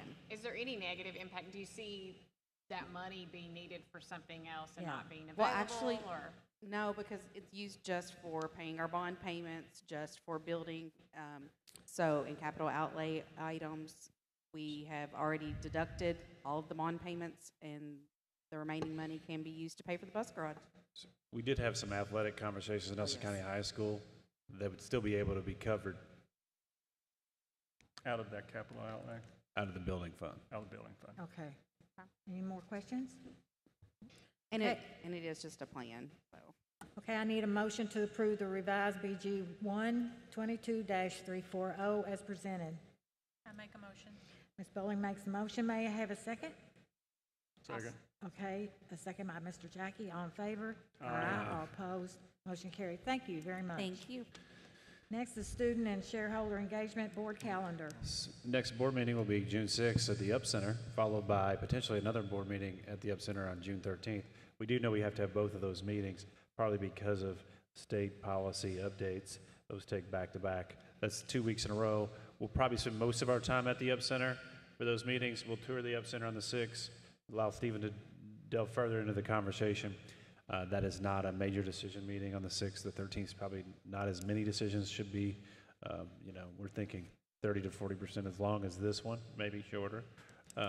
But July 18th, we come back to the preschool. August 22nd, the Foster Heights. Of course, that could change, but that's where we are currently. Okay, thank you. Next is our board celebrations. I just want to say one thing. I know I saw you, Miss Dean, and I may say it incorrectly, Knox. So I've got to give kudos to what I have seen. 2 of the Level Up celebrations. It was Miss Barrett. So you'll probably say you didn't do a lot of it. I'm sure you did, Miss Barrett. You'll say it was Miss Arlen. You'll say it was Miss Roller. But the Bluegrass Aerospace Experience last Saturday, I was at, and to see the number of families that were out there in support of their students, and then also to watch students do the hard sell on the program. There's one student I know personally, a senior, who basically brought in 2 freshmen, one of them a grandson, and said, you've got to get involved in the BUILD program. We don't mess around. You can't come here and be slacking off because we've got things we do. And to see the way students were taking ownership of that, I think that not only shows these collabs are providing the great academic opportunity, but also it's the soft skills, the leadership piece. I know you and Miss Roller were stressed because Mr. Fose, Sergeant Fose, said, nope, I've got this. I'll say Sergeant Fose looked at students and said, assignment, assignment, assignment, and they went and took care of it. The other piece, though, the automotive technology program on Monday, to see the students stand up to give a standing ovation to their teacher who, honestly, I think Mr. Swamley, he was probably embarrassed to be up there speaking in front of a room of 150 parents, students, automotive business owners, service department heads. But to see those students stand up to say thank you to him, if not for you, we wouldn't be doing what we're doing. And then to see, for a half an hour or more after the program was over, the families and their students going up to him and to Miss Ballard and saying thank you, shaking their hands, the parents saying it's because of you, you've given my child, a purpose. I think that just goes to support some of what we've talked about tonight, about the career pathway piece, the importance of the Up Center, and why we've got to make sure long-term we continue that investment in those programs. So congrats. I know those are just the first 2. We've got what tomorrow? So the electrical program tomorrow, Thursday is welding and carpentry, and then Friday is health science? Okay. So, I think those are great opportunities, and I'm sure you'd probably even welcome people that don't have a student involved just to come and see what the programs are about. Kudos to you all and the culture that you're creating there. I just want to thank you all for staying through this whole meeting. Thank you very much. I appreciate it. I really do. Thank you. I want to thank Mr. Patterson for allowing us to use your wonderful space and providing us with waters, because I think they were used quite a bit tonight. And I also want to congratulate the Up Center and what they're doing to celebrate these students that have chosen to go a different route. And I appreciate that we're honoring their choices, but we're also giving them that opportunity to celebrate it with their families and with the educators that have been there to encourage them all along the way. I look forward to being there tomorrow. I also want to make sure that everyone understands it's graduation season, so all the seniors are getting excited and prepared, and we want to make sure that we continue to celebrate them. I believe Miss Kim shared out this week the different celebrations that are going on, and I would encourage everyone to try to attend as many of those as we can so we can send these guys off on their big next journey. I also want to thank you all for hanging out until almost 10 o'clock. Miss Dean, just remind us and share the celebration about Knox. What was his ASE certificate? Did he get all 10? He got all 10. That's my son, yes. Knox Plinko. I was very proud of him. And I tell you, the energy at that, I wasn't expecting that, but just the energy at that program. Mr. Swamley and, just Miss Berryman and, everybody, Misty, everybody that's put in the work. It was just really special. It really was. It was way more than I expected. Thank you for your time. Is that it? That's it. Motion to take a meeting, I know. I just got excited. I make a motion. Okay, Ms. Dolly made the motion, any second? Second. Thank you, Mr. Jackie. Motion, second it, all in favor? Aye. All opposed? You don't count. There you go. Thank you all, really. I appreciate